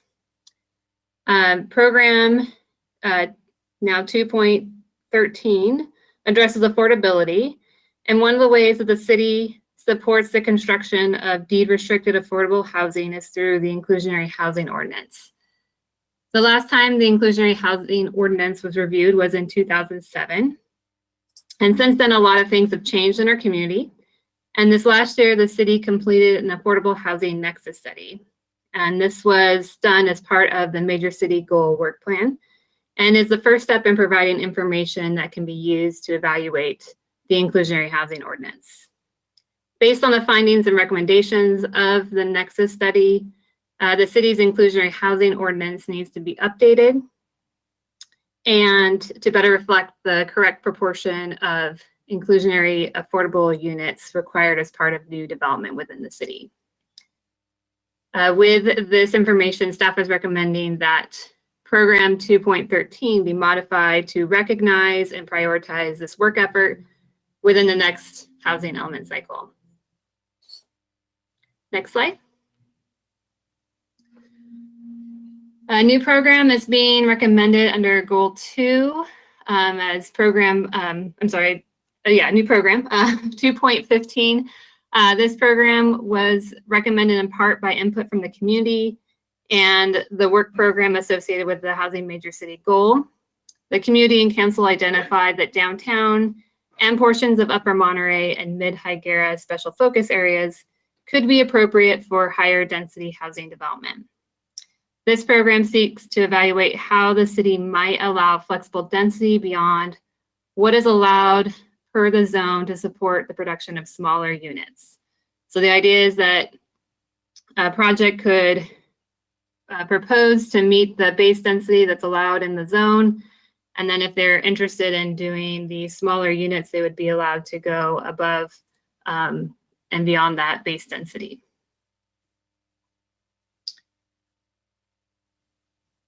Program 4.6 is an existing policy that staff is recommending be modified to include consideration and clarification of the inclusionary housing ordinance regarding affordability, location of affordable units, equivalent size of the units, and equivalent options to meet these requirements.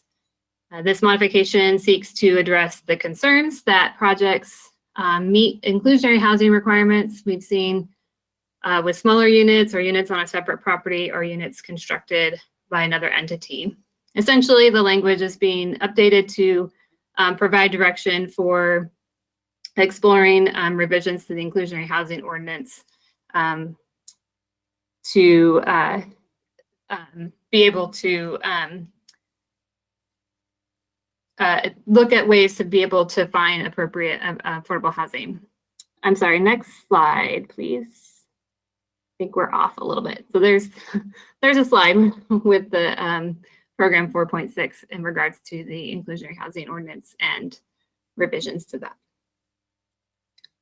Next slide.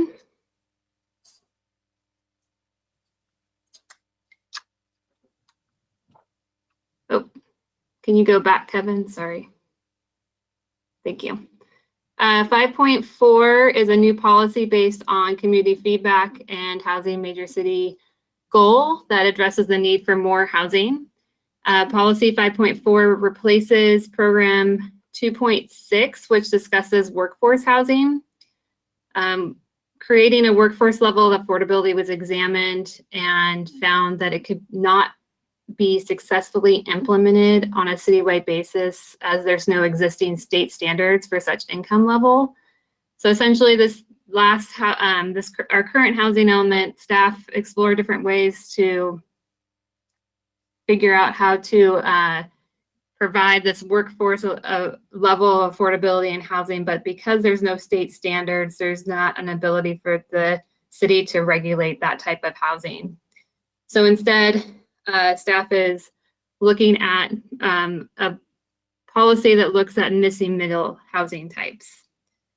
Program 5.6 is a new program that would implement that policy. And this program proposes the city evaluate ways to increase the number of housing units available to the missing middle by specifically exploring ways to promote the development of duplexes, triplexes, quadplexes, cottages, etc. So essentially, this missing middle is this different type of housing type. It's not an apartment building and it's not a single family house, but it's something somewhere in the middle. Next slide. Policy 6.6 and program 612 were updated to encourage additional residential units not only in downtown, but in Upper Monterey and Mid-Higuera special focus areas. This is consistent with the city's major city goal work plan and also with program 2.15. Next slide. Staff is recommending that Goal 7 be modified to focus on providing quality of life in neighborhood for all residents. This modified language is more consistent with Goal 7's existing policies and programs that focus on amenities, outdoor space, walkability, access to transit, schools, parks, commercial centers, etc., and overall character and quality of those established neighborhoods. Next slide, please.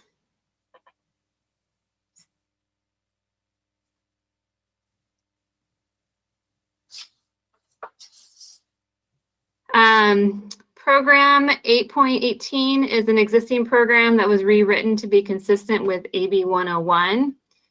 AB 101 changed state law to require that homeless shelters, transitional housing, and supportive housing be allowed in all residential zones, areas zoned for mixed uses, and non-residential zones that permit multifamily uses. Staff is recommending that this program be updated for consistency with state law. Next slide. Based on community feedback and the need for more housing for local individuals who work in the city or nearby vicinity, staff is recommending Goal 10 be revised.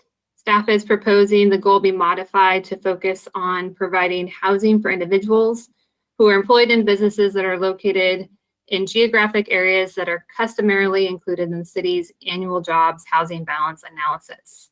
So what that means is these are businesses that are located within the city limits, as well as those that are just outside the city limits, such as Cal Poly, Cuesta, and the Men's Colony. Next slide, please. To support this revised goal, staff is recommending a new policy 10.2, which encourages new housing developments to give preference to individuals who are employed in local businesses, secondly, to individuals residing in the county, and thirdly, to individuals from outside the county. The goal of the policy is to improve the city's jobs housing balance, as well as reduce competition from outside buyers, and allow those who work in the city the opportunity to live in the city, thereby reducing commute times, as well as increasing multimodal transportation. Policy 10.4, Program 10.4 supports Policy 10.2 and provides direction to work with housing developers to limit sales of units to owner occupants for the first 5 years after sale. This is a strategy that's been implemented as part of Avila Ranch and San Luis Ranch projects to encourage local home ownership opportunities to those here locally as opposed to outside investors. Next slide.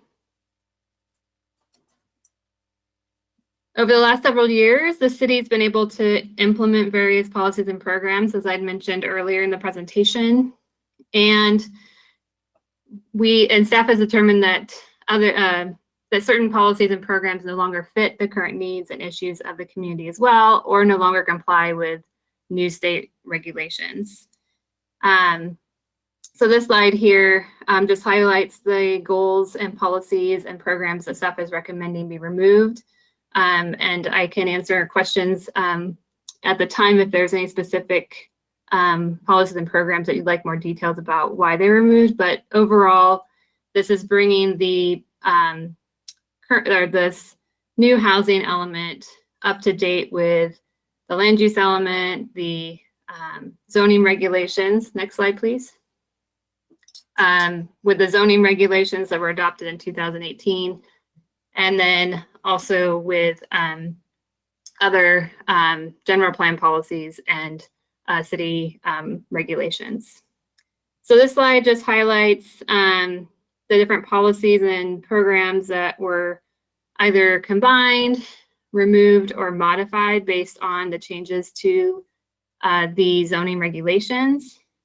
I did want to point out program 6.27 was evaluated as part of the zoning regulations. This was a program that looked at the ability to do, blanking now. This was evaluated as part of the zoning regulations and determined that it needed an additional environmental analysis and actually needed to be evaluated as part of the land use element. And so staff is recommending that it be removed from the housing element and be something that's considered as part of the land use element. Next slide, please. Over the last couple of years, staff has worked on fee reductions through AB 1600, the adoption of AB 1600, and the fee schedule update. And so several programs were removed from the housing element because they were implemented through the adoption of the fee schedule update. Next slide, please.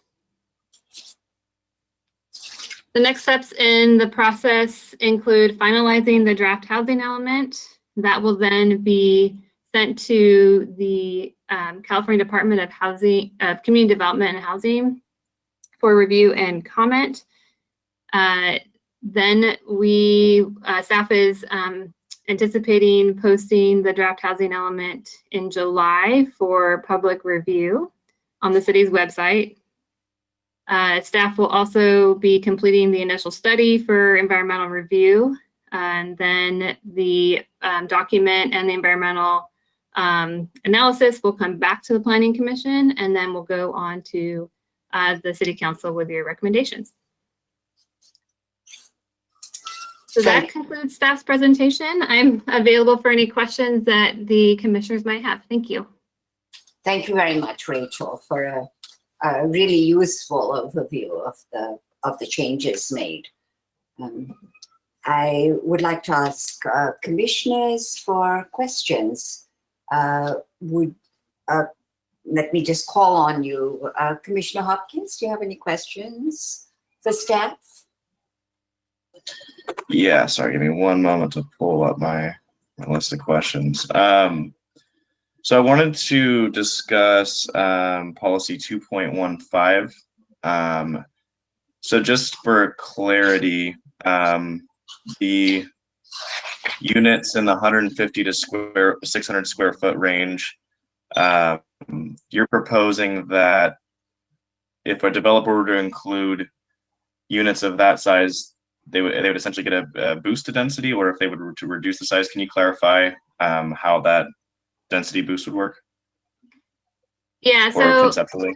yeah, so this program is, you know, set up to be sort of an opportunity to explore this idea, but the idea is that each of our zones has a base density that's allowed for that parcel. And so you're allowed to build up to that density with our zoning regulations. This would allow the option in these certain areas, if you're going to be building these smaller units, to go above and beyond that base density that you're allowed on the site. And how that works and how that's all fleshed out is part of what we would need to do over the course of this housing element cycle. But this sort of sets the framework for us to explore that opportunity, and if that's something that would be feasible and helpful for providing more affordable or more housing.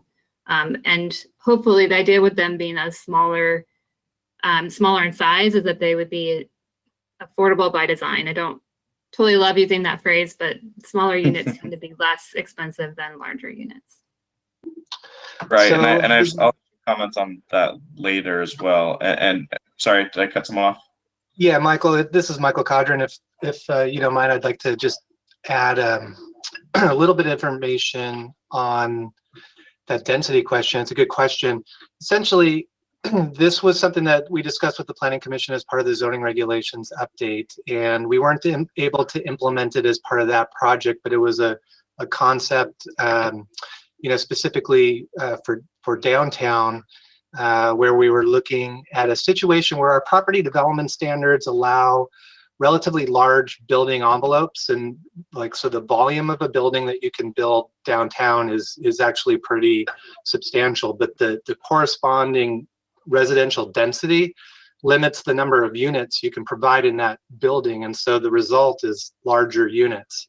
And this is a way that gives incentive to smaller, more affordable, you know, units that are more attainable and maybe more appropriate for rental or whatever the case might be, to fill up that building instead of relying on sort of larger, more premium type units. Great, thank you for that clarification. This is Tyler. Can you hear me? Yep.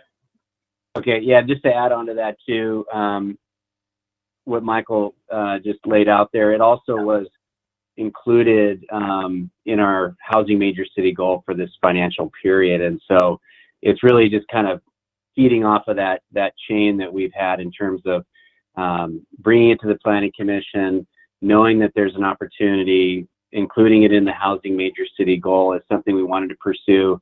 And due to some of the recent changes and some of the other factors we're dealing with our major city goals, this was an appropriate place to put it so we could continue to focus on implementation. Great, thank you. Actually, I really appreciate that clarification, because that was going to be one of my next questions. Is there's a timeline provided for the inclusionary housing ordinance review, and I just wanted an idea of when that might be coming back. So I really appreciate that.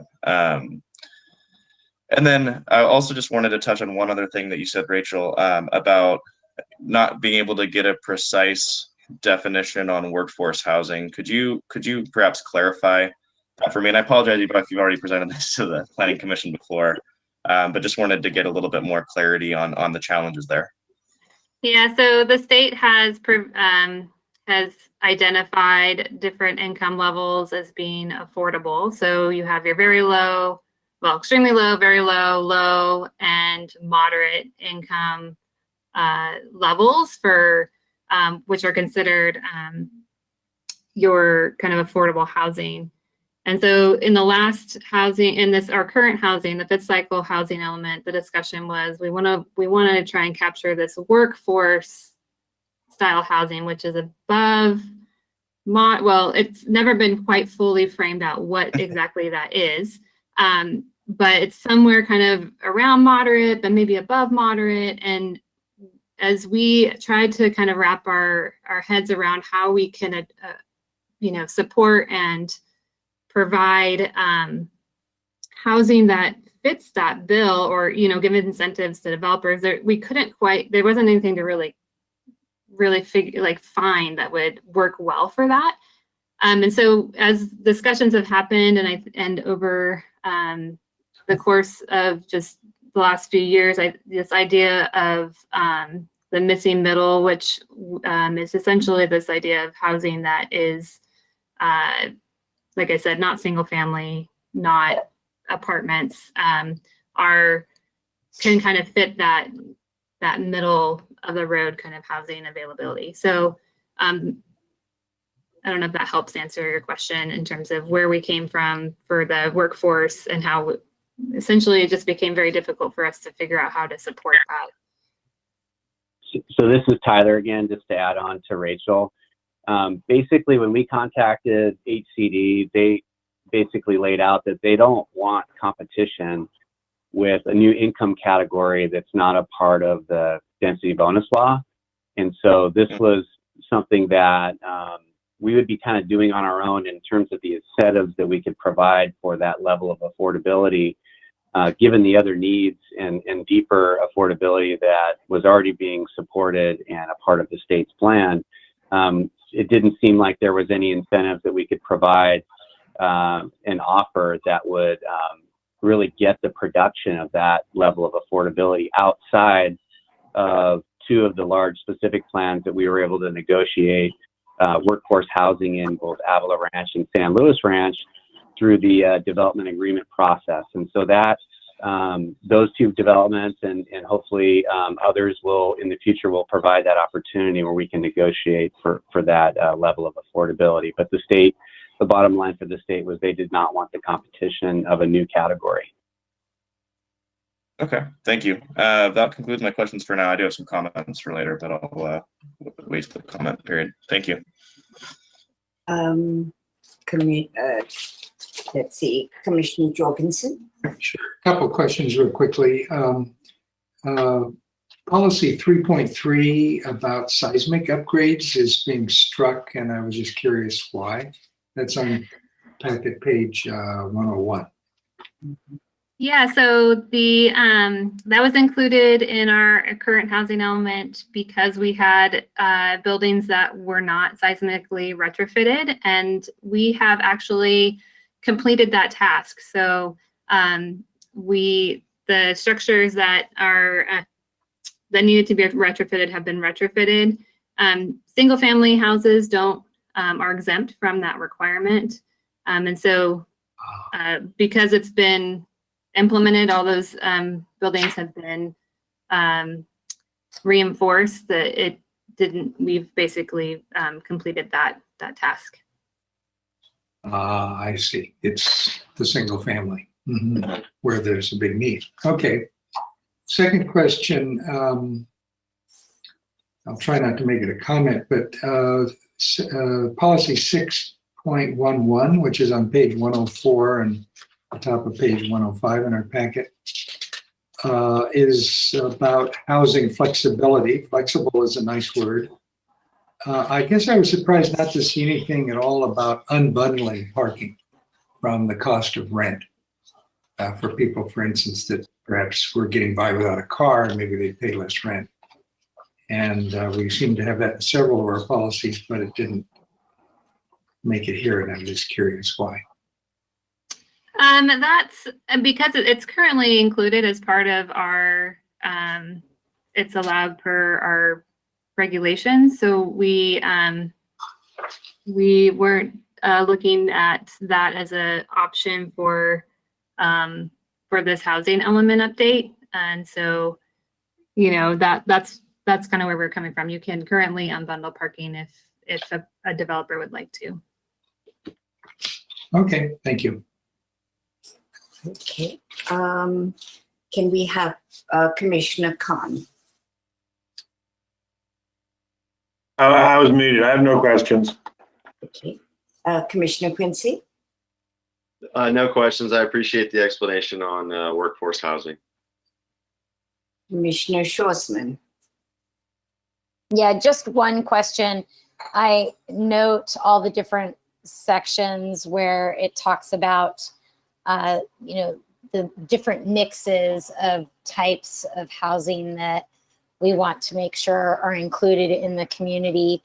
But I wondered, and maybe I just missed it, is there a particular policy that talks about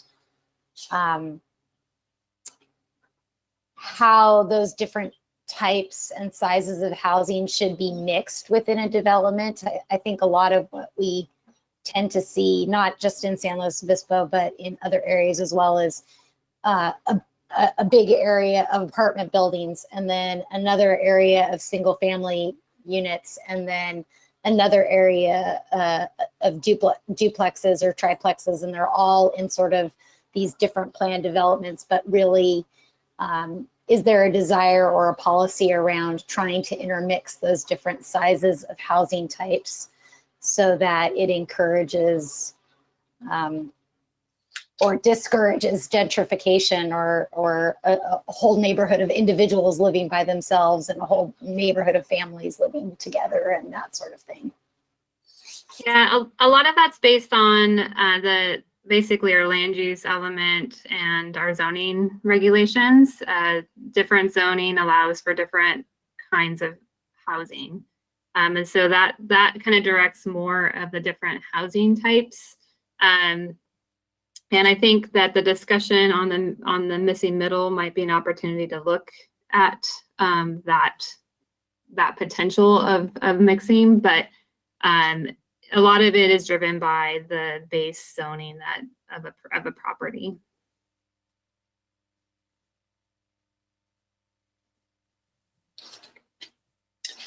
Do you have any other questions? Oh, no, I'm sorry. That's my only question. Thank you. No, Commissioner Wilkin, thank you. Thank you.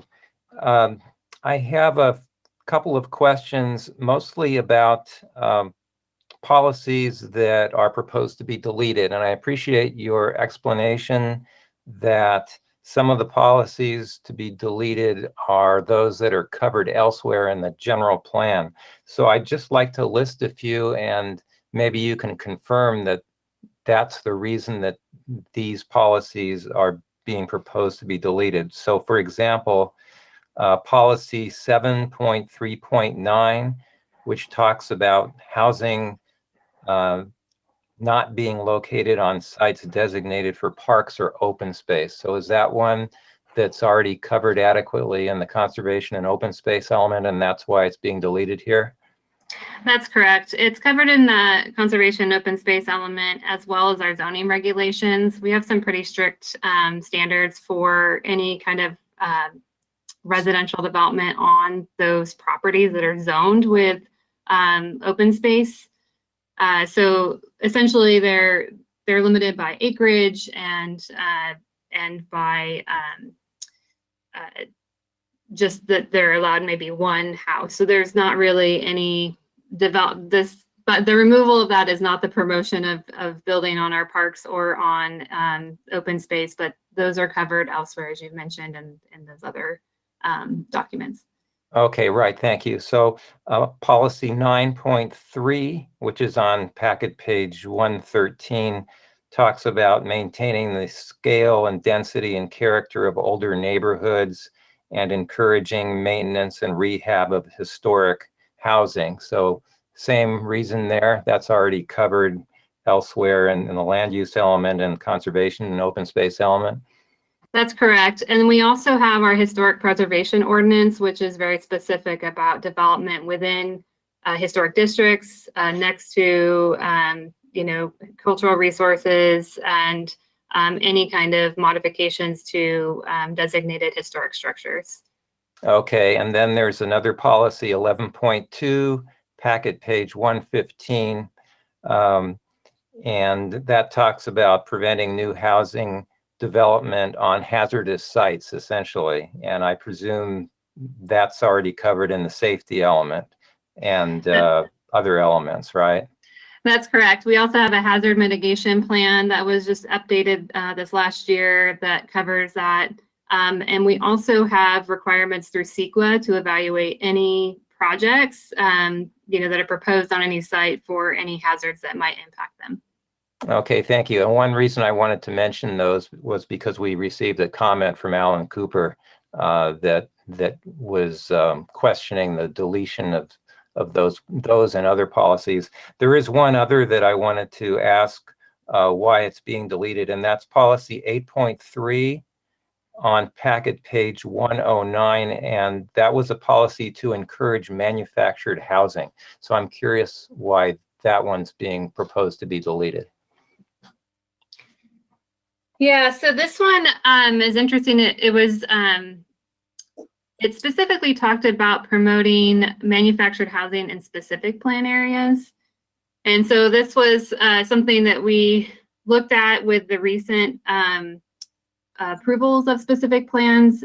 We have not had developers interested in pursuing mobile home parks as part of any specific plans. Let me pull up. Give me 1 second here.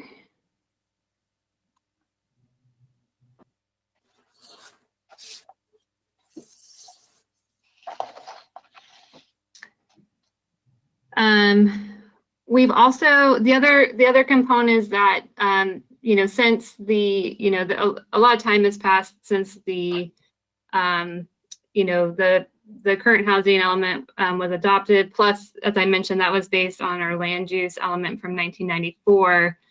Since then, we have newer, higher density development that's more efficient in regards to land use, as well as even just more efficient sustainably, as well as being cost effective. And so we actually have developers that are more interested in kind of creating the high density housing as opposed to creating the mobile home parks as described in this policy. Okay, is there any other policy in the general plan that talks about manufactured housing?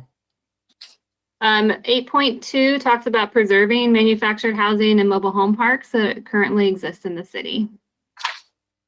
Policy 8.2 in the housing element, you mean, or? Yes, I'm sorry.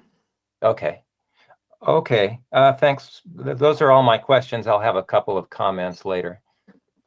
So, Rachel, I just have one question about policy 1.7, about an educational campaign. Could you speak to that? It sounds like a really good thing to do. This is an educational campaign for owners of older residences to inform them about the ways that they can reduce seismic hazard and undergo seismic upgrading on a, basically a voluntary basis.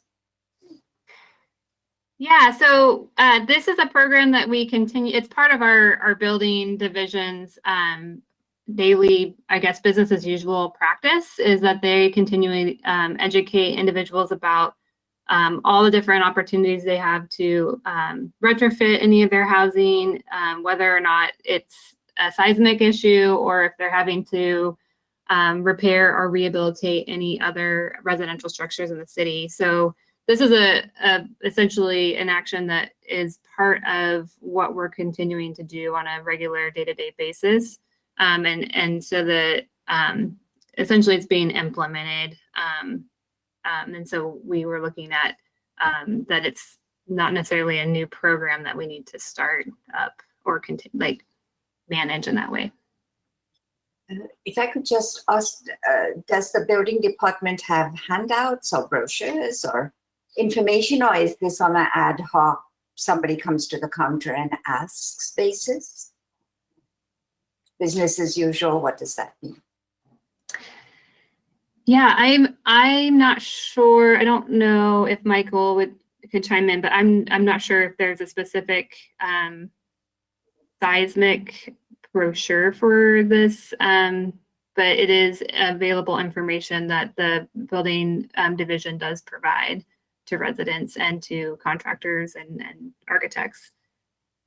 Yeah, that's something that we can certainly follow up with and get back to the commission on. I think that over the course of the evening, I know right now we're just going through questions, but I think there are going to be a number of comments and other kinds of questions that the commissioner, will have for us. And our goal tonight is to try to take as much of that back and then present it back to you when we have a housing element in front of you ready for action. So I'm taking notes, and everybody's like just trying to get as much down as possible about the Planning Commission's questions and the things that you'll want to see in terms of further analysis or additional tying, connecting the dots in terms of deleted policies or whatever the commission is going to find helpful for when we bring this back. Will be it'll be great to hear that from you tonight. So thank you. Thank you. The planning department is the applicant, so I assume there are no other presentations by the applicant. Am I correct? That's correct. Okay, so I'd like to move on to public comments. Do we have any public comments? I believe the commissioners have received the written comments. Do we have public comments and people waiting to make comments? Deputy City Clerk?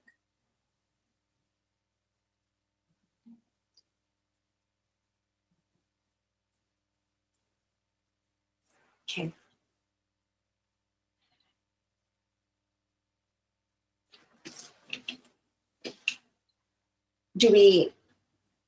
Kevin, are you there? Hi, I'm sorry, I missed that. Sorry. Do we have any public comments? And I don't think it's necessary to read the written comments we've received, correct? Everybody has them, and they're on record. So we don't need to read them. Correct. But we do have one person wishing to make a public comment. Molly Curran, I will turn on her microphone and she can speak to you now. Molly? Hello, Kevin. Can you guys hear me? Yes, thank you. We can. Okay. Hello, Chair Dandekar and Commissioners. This is Molly Curran, and I'm speaking to you tonight on behalf of the San Luis Obispo Chamber of Commerce. I want to start by thanking Rachel for the time she spent with me as staff, but also with our Economic Development Committee. We recognize how important this housing element is to our community's future, and the policies and programs that you guys are looking at tonight really will shape what housing looks like in our city for years to come. I also want to mention, I know you're not diving into it today, but really wanted to recognize the work that the city has done to be a leader in our region, to find practical solutions to addressing our housing crisis, and to be always at the table with the other cities and the county working for regional solutions. The Regional Compact and the forthcoming regional chapter of each of our communities' housing elements are important steps to recognizing the real way that people live in our community beyond jurisdictional boundaries, but sort of recognizing how day-to-day life goes, and that's so important to thoughtful planning. I also want to just recognize that the city has fully embraced housing as a key way to solve other challenges like climate change and traffic in a way that stands out amongst all of the cities and counties that we work with, and that leadership is contagious. It is rubbing off on other cities, and so many of the ideas that you guys look at and that staff works on are coming to light in our city, but also in other places. Within the policies and programs you're considering tonight, we're particularly supportive of things like missing middle housing, addressing that, know that there's a lot of semantics and figuring out where it should go, whether it be workforce or affordable by design. And we really appreciate the work done to address and sort of name missing middle, because that is the thing that's sort of most accurately articulates what it is. It's the type of housing that serves so many people in our community, but that is sorely missing. We also are supportive, as we were during the 2018 zoning update, of the Upper Monterey and Mid-High Garrett densities. We think that that is a key area in our community that can have some of this missing middle housing, but can also be a place for creative mixed-use housing, places that people can live and work and really sort of explore community in a way that's not adequately accessible right now. And I also want to recognize the elements or the policies that you have in there that identify sort of and address housing production. I know that the city doesn't produce housing, it just plans for it. But I think the more that sort of developers can recognize that they need to have sort of skin in the game and work and planning for housing, I'm really appreciative that the city has gone the other way also and recognized that the goal is not just to plan for it and for these plans to never be built, but to really be a partner in making it come to fruition. So with that, I just want to say thank you so much and happy deliberating. Thank you very much. Are there any other public comments that you can see, Deputy City Clerk? I'm going to take one last look to see if there's any email correspondence that may have come in during deliberation. And no, there is not. So there is no more public comment. Thank you. I'd like to bring this back to Planning Commission. The floor is open for your deliberations. Could you raise your hand, or shall I call on you individually? Perhaps you could, Commissioner Hopkins. Yeah, so again, as always, want to thank staff for the really hard work on this. And just really wanted to note, before we start to look forward with the sixth cycle housing element, to also think about the fifth and specifically some areas that we might have missed. Of course, we're talking about the missing middle. If we look at our RENA production over the fifth housing element cycle, it's lowest in the lower income areas, and also in the moderate income areas is a specific gap, because there's often programs for the very low and low income. And there was some above moderate income production, but the moderate, there's really just a big hole there. And so I appreciate staff looking into things like policy 2.15 and increases in density. And I guess as I look at this, I'd want maybe some more specific language to target the moderate income sector, and specifically looking at that. I don't know, policy 2.15 is probably not the place to do it. In a perfect world, we'd be able to do 100% AMI deed restricted units as some kind of incentive. And I think that's something that I would like to see explored. And then just to cover on the low income side a little bit, I echo a lot of the comments we received regarding the inclusionary housing ordinance nexus study recommendation, that a 2% increase is probably not going to get us there. And so one of the things that I would recommend to staff for us to study is not necessarily looking at this, because the nexus study is really more of an economic analysis than anything else. It's not looking at how to produce the lowest income units or how to produce moderate income units from how they're actually produced. It's just more of what the market can bear to take in terms of fees.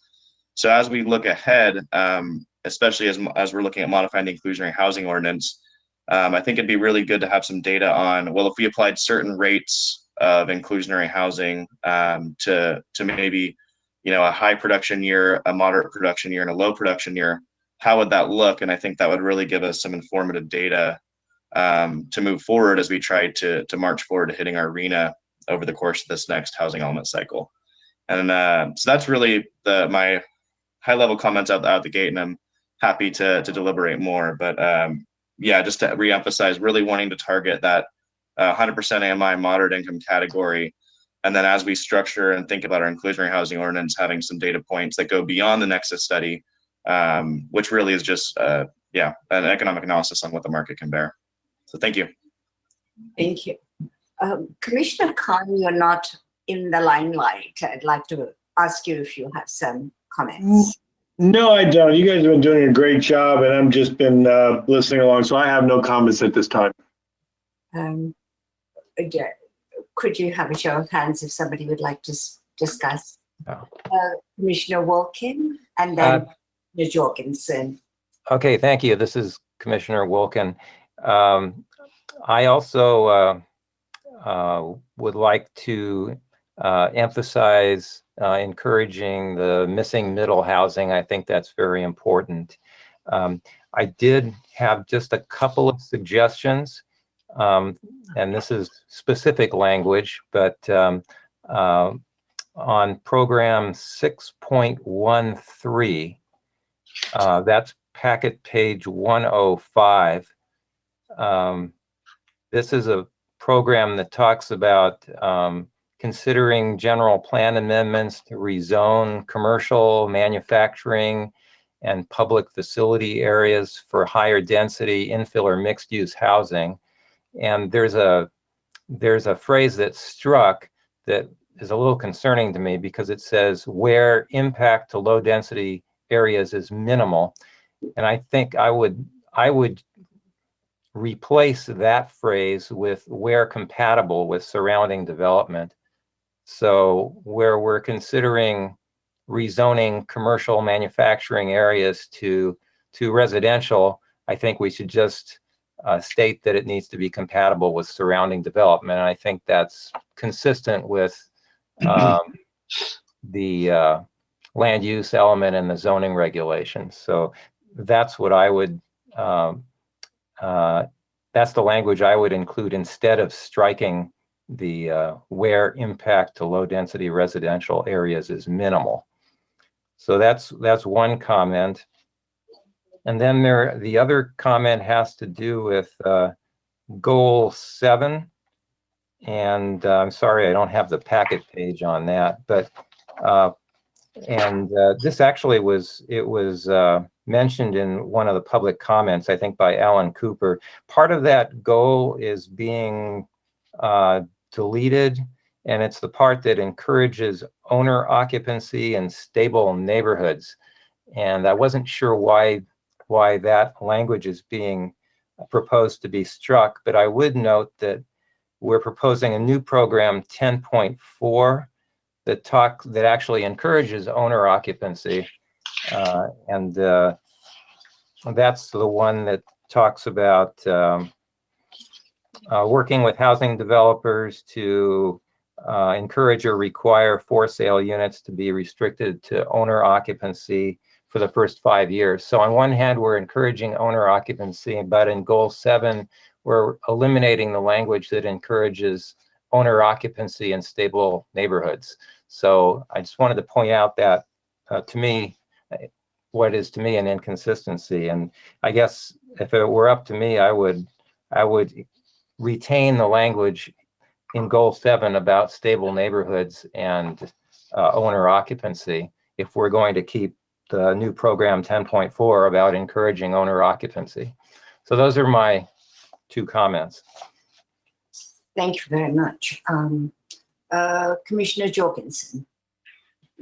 Well, I just wanted to endorse a couple of things. The missing middle, I think, is absolutely critical if we're going to make some real progress in housing more kinds of people and housing them in an affordable way and more quickly. So I hope that that we really get moving on that.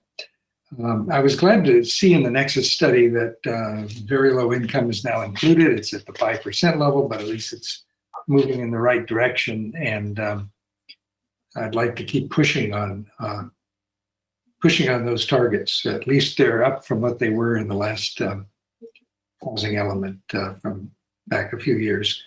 It was nice to see something about bungalow courts, maybe owner-occupied bungalow courts. That's a really very interesting idea. We have quite a few examples in San Luis as it is, old examples, maybe 100 years old, but they're very comfortable places for folks. It was also good to see that we can now think more about the cost of utilities and the cost of HOAs to be included in what's actually the cost of rent when you're figuring out who's eligible and who needs help. So it's a good thing to do. And the general notion of having affordable units be similar size and that it just in every way that we integrate affordable housing just as completely as possible in development seems like a really important thing to be doing. So that was item program 4.6, really trying to get at that. I like to see that highlighted. Thank you. Thank you. Commissioner Quincy, do you have comments? Just want to echo all the comments on the missing middle, and I appreciate everyone else's thoughtful comments. It's a lot to think about, and I agree with most of it. So thank you. Commissioner Schwarzman. Yes, first I just want to start by thanking staff, because as one of the newbies on this commission, I spent a fair amount of Rachel's time today getting a lot of this translated and having a lot of my questions answered. I really appreciate that.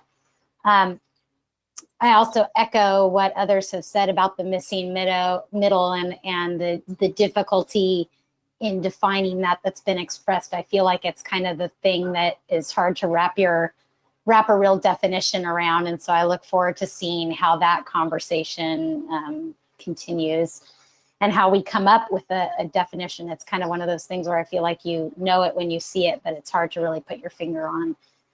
I'd also like to suggest for consideration of my fellow commissioners the addition of a policy statement under Goal 7 related to neighborhood quality.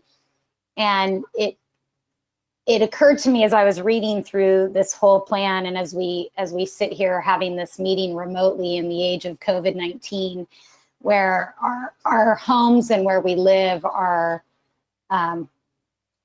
really, for many of us, the only places that we are spending time right now, and in our local neighborhoods, and the impact of where we live on our health.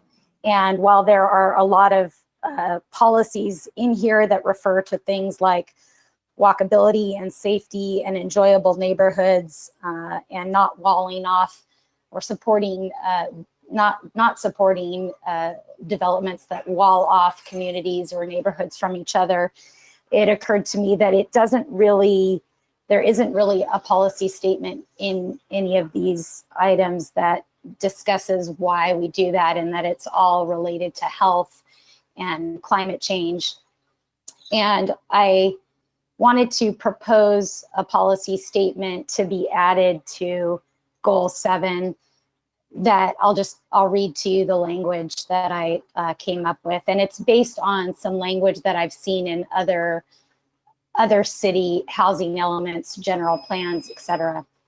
So the language is: encourage neighborhood design elements that improve overall health of residents, including safe, convenient opportunities to access healthy food, clean air, and active places for recreational exercise. And I didn't come up with programs to go along with that, but I can give you a few examples. For access to healthy food, it's things like shared spaces for community gardens, avoidance of food deserts or places where there is no grocery store for 3 to 5 miles or within a walkable distance. Clean air would be putting neighborhoods in places where there aren't things that dirty the air, for example, or keep people away from excessive amounts of exhaust, that sort of thing. And then attractive places for recreational exercise would be, incorporating elements into parks that allow for jogging and physical exercise, or connecting neighborhoods to open spaces, some of the things that are already referenced. But anyway, I would propose adding something like that if other commissioners are willing to entertain that idea. Good idea. Very good idea. I'm supportive. Yeah, I can support that. I like the idea. Thank you very much. I have a couple of comments. And I think it builds on what Commissioner Schwarzman was speaking to. I think this is a really good housing element. Thank you, staff, for the hard work. It's brought to more currency all the things that we have talked about as being important and good in terms of the mix of housing stock that we are trying to encourage in the city, trying to create a regulatory environment where smaller but more accessible, affordable units get created, and so on. So much of it has to do with new housing, and I'm always struck by our conversations in past meetings where we talk about the fact that 80% of our housing stock is older housing. And I'd like to ask the staff to perhaps think a little bit about including in this elements that help that 70 or 80% of older housing stock owners who are in R1 or R2 designated areas about what they can do to both sustain the housing, improve it, make it safer. And I'm just picking on that 1.7 that we talked about, the campaign to all older residents about seismic safety, and 3.3, which says encourage older dwellings to reduce the risk of bodily harm. I think anything we can do to provide a nudge to property owners to do better at sustaining their housing stock is a real freebie for us. It improves the housing stock. It could perhaps expand opportunities. The ADU ordinance does that. But to see how we can incentivize owners of older stock for upgradation, for safety, etc. So that was one comment. And, I know that it's sort of woven into various parts of this document. I just asked staff to consider reinforcing that kind of outreach, technical assistance. I appreciate, Rachel saying that it's business as usual, but I'm really calling for something more proactive that reaches out and says, we have a housing issue, and you can be part of the solution through the kind of investment strategies or updating strategies that you pursue. We've done that very well with solar. A lot of people who it may be at the tipping point, may not even be cost effective, but they, in terms of a rational economic model, but they invest in solar because they think it's the right thing to do. And I'd like to see if the city can move into through this housing element, encourage along other dimensions of investment in homes.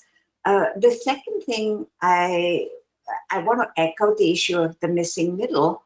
And this is a term that's been kicked around for quite a while now in housing circles and housing writing. And some cities have in fact put in, they think that 120% or 160% AMI. I think Pasadena goes up to 160 or something like that for what they consider workforce housing. Just as missing middle is indefinite, what workforce housing is also very fuzzy term. Why don't we take the bull by the horn?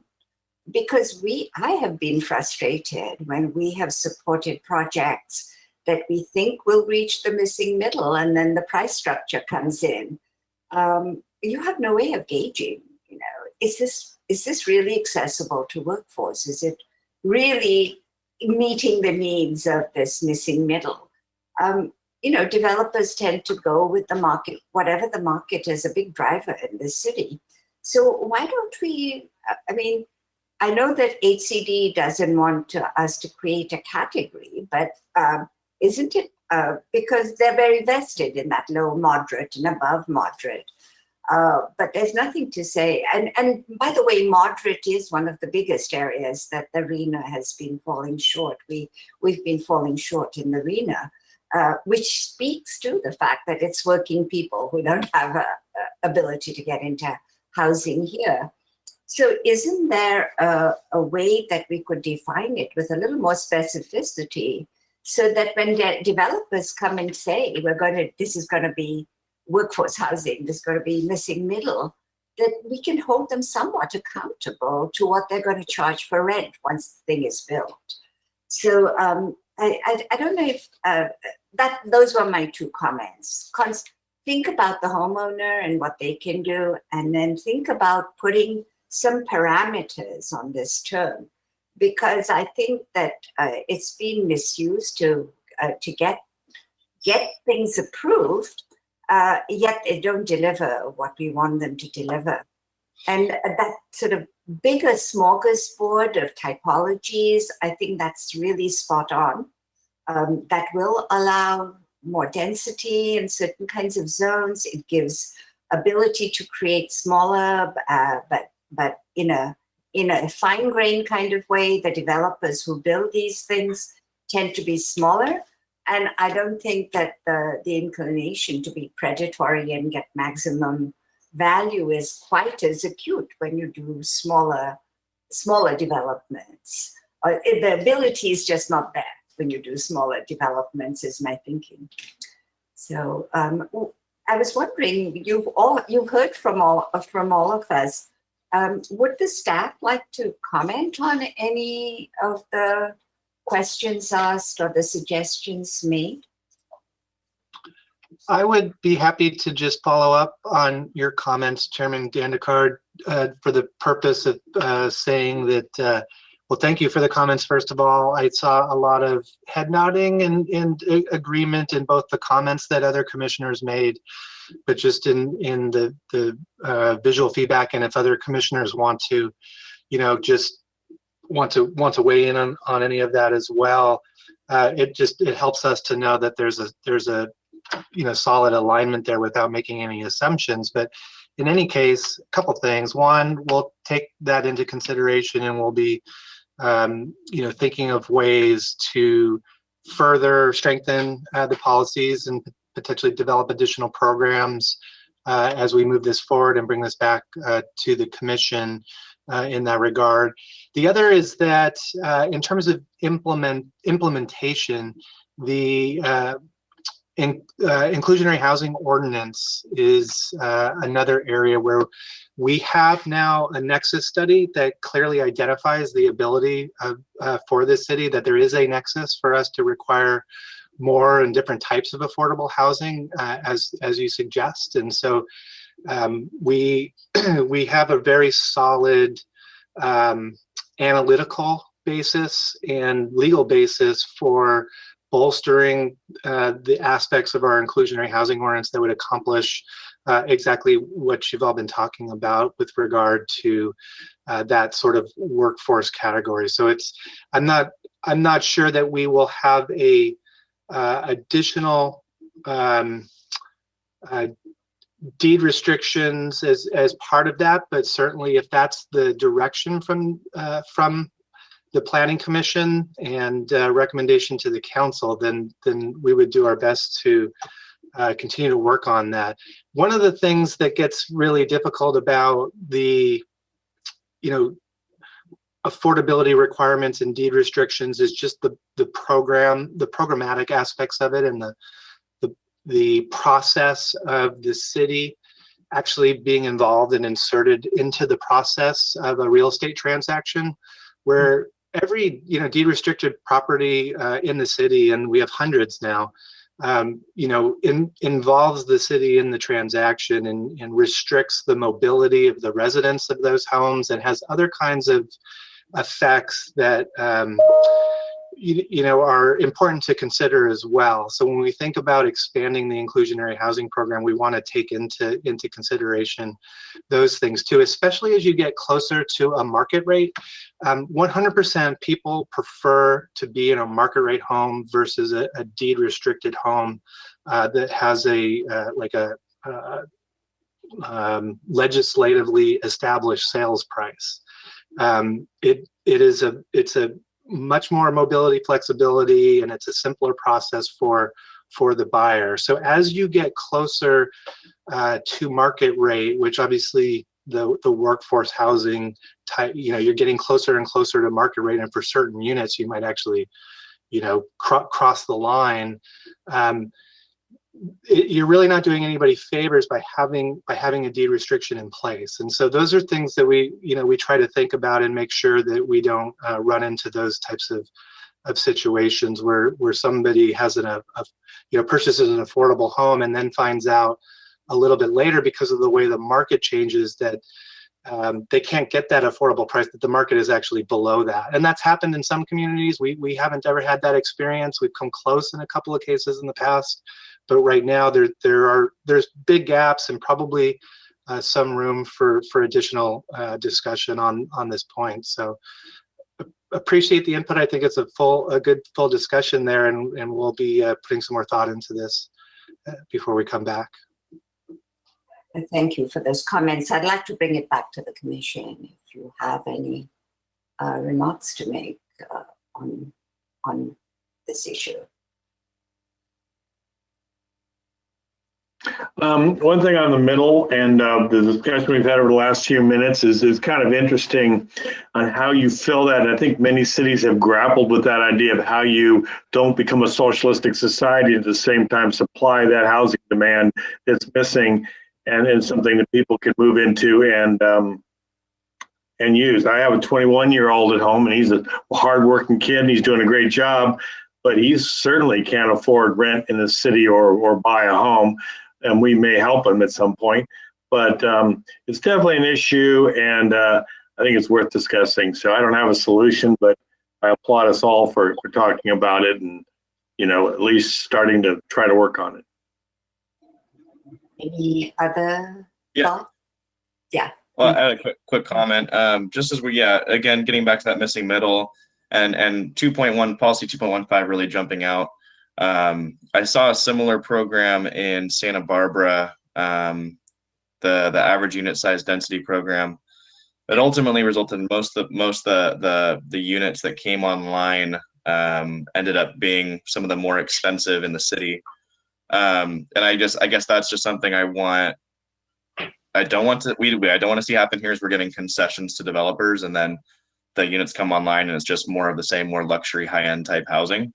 And so, as we're exploring giving developers additional density bonuses, perhaps throwing in there, okay, if you do 100% AMI units, so we hit that moderate income category, and it could even be rentals then, or you pay into moderate income in lieu. I don't know how this is actually structured yet. Structuring it almost as an incentive program where if you get these concessions, we are able to increase our moderate housing stock. Developers can get density. I guess that's where I envision it, because I don't want to be giving those public benefit concessions without receiving a public benefit for the city, right?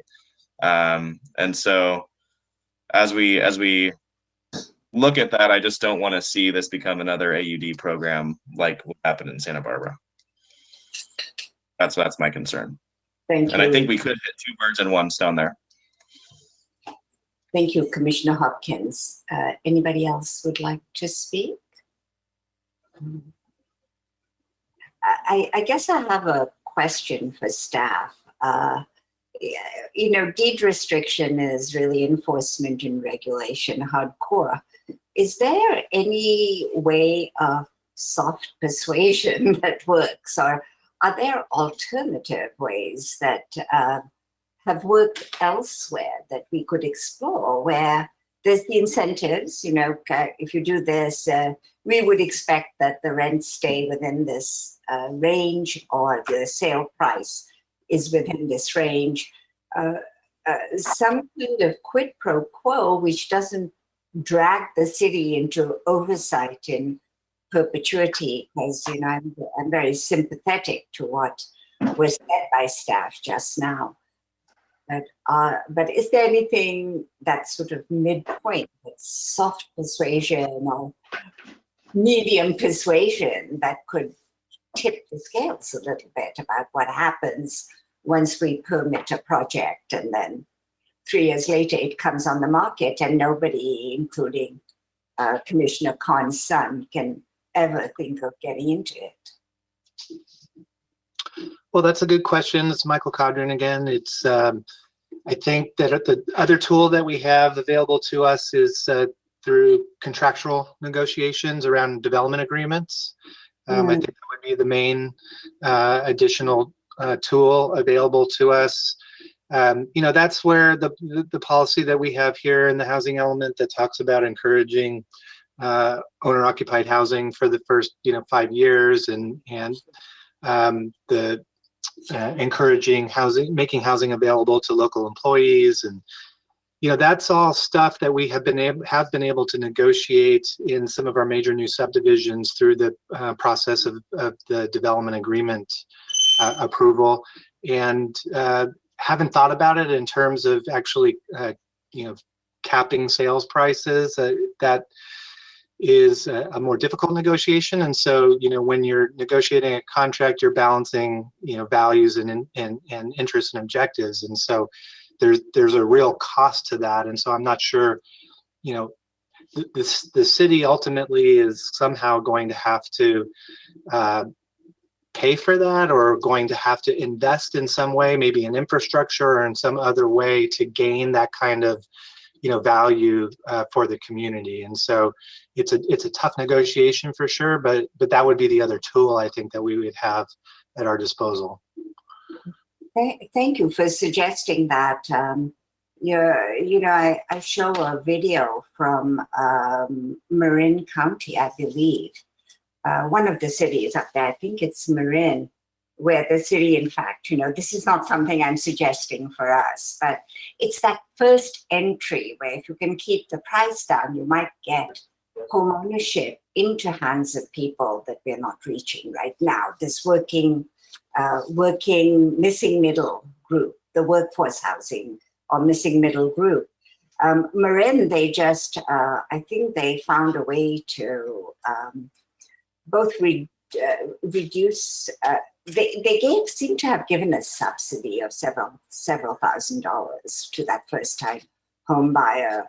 But I think that if through the development agreement, which is what I'm thinking is a softer approach, if we could think about agreements on at the point of sale, so just setting certain parameters about who the people are, and also some parameters on price, it would be really worth looking at.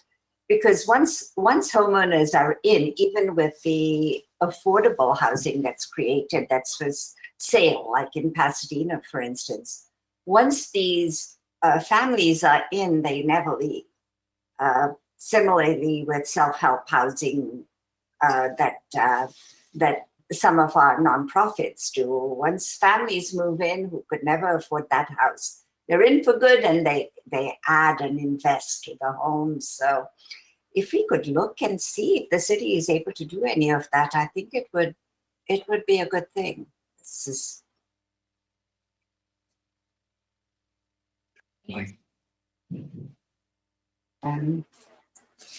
if there are no further comments, I think then our conversation over this is coming to a close. I don't believe we need to have any motion of any kind.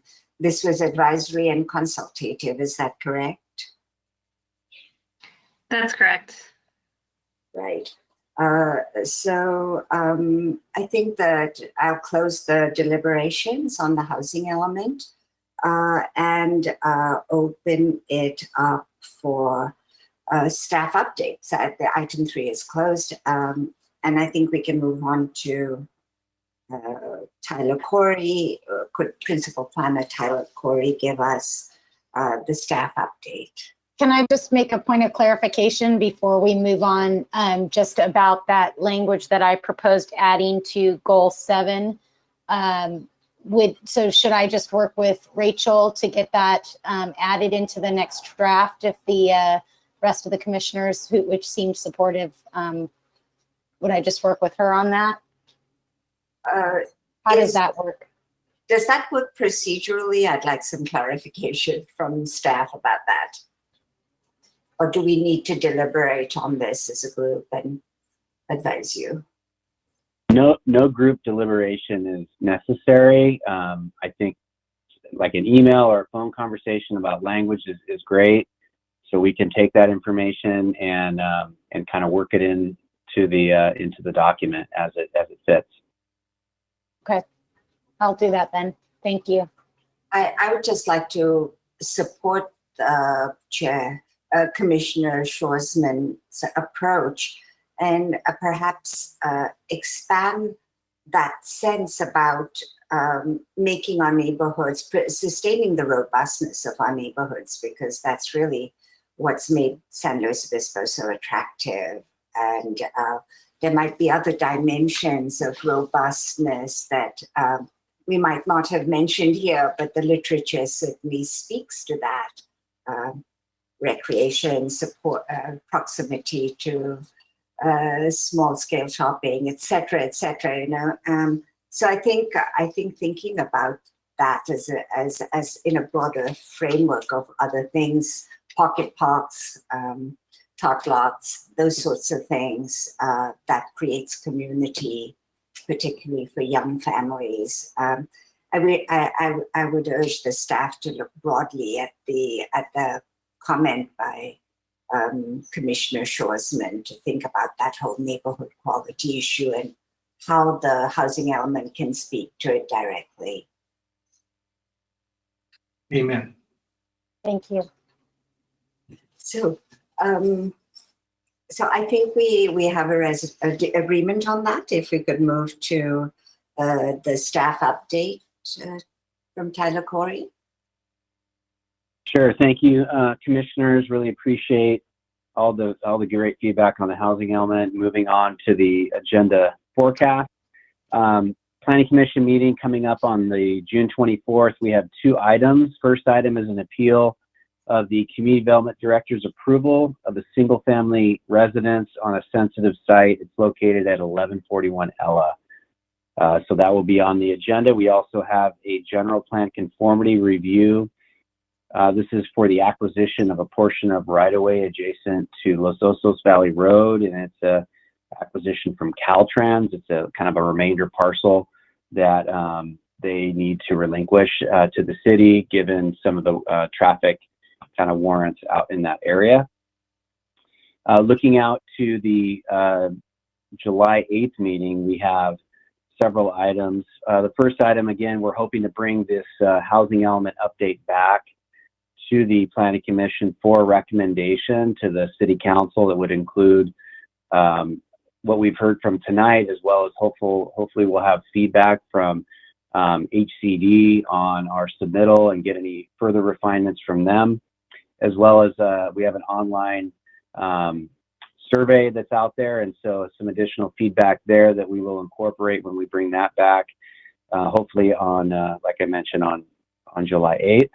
We also have the 1144 Choro project that's scheduled for that night. So a couple huge projects that are coming forward. It's a 6-story mixed-use building, 30,000 square feet of commercial and office, and then 55 residential units on the corner of Marsh and Choro. And then finally, there's the climate action update to the climate action plan, and it includes the greenhouse gas emissions thresholds document, and this would also be for a recommendation to the City Council.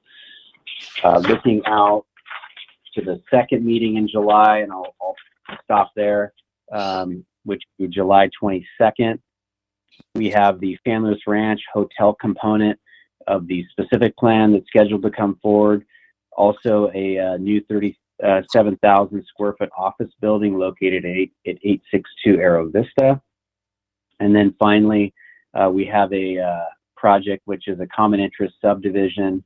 It's in the medium density residential zone to create 10 lots and construct 5 new residences in addition to an existing 5 residences that are already there. This is over on Peach Street, so some contributing historic resources on that project site, And so that will be also coming forward on July 22nd.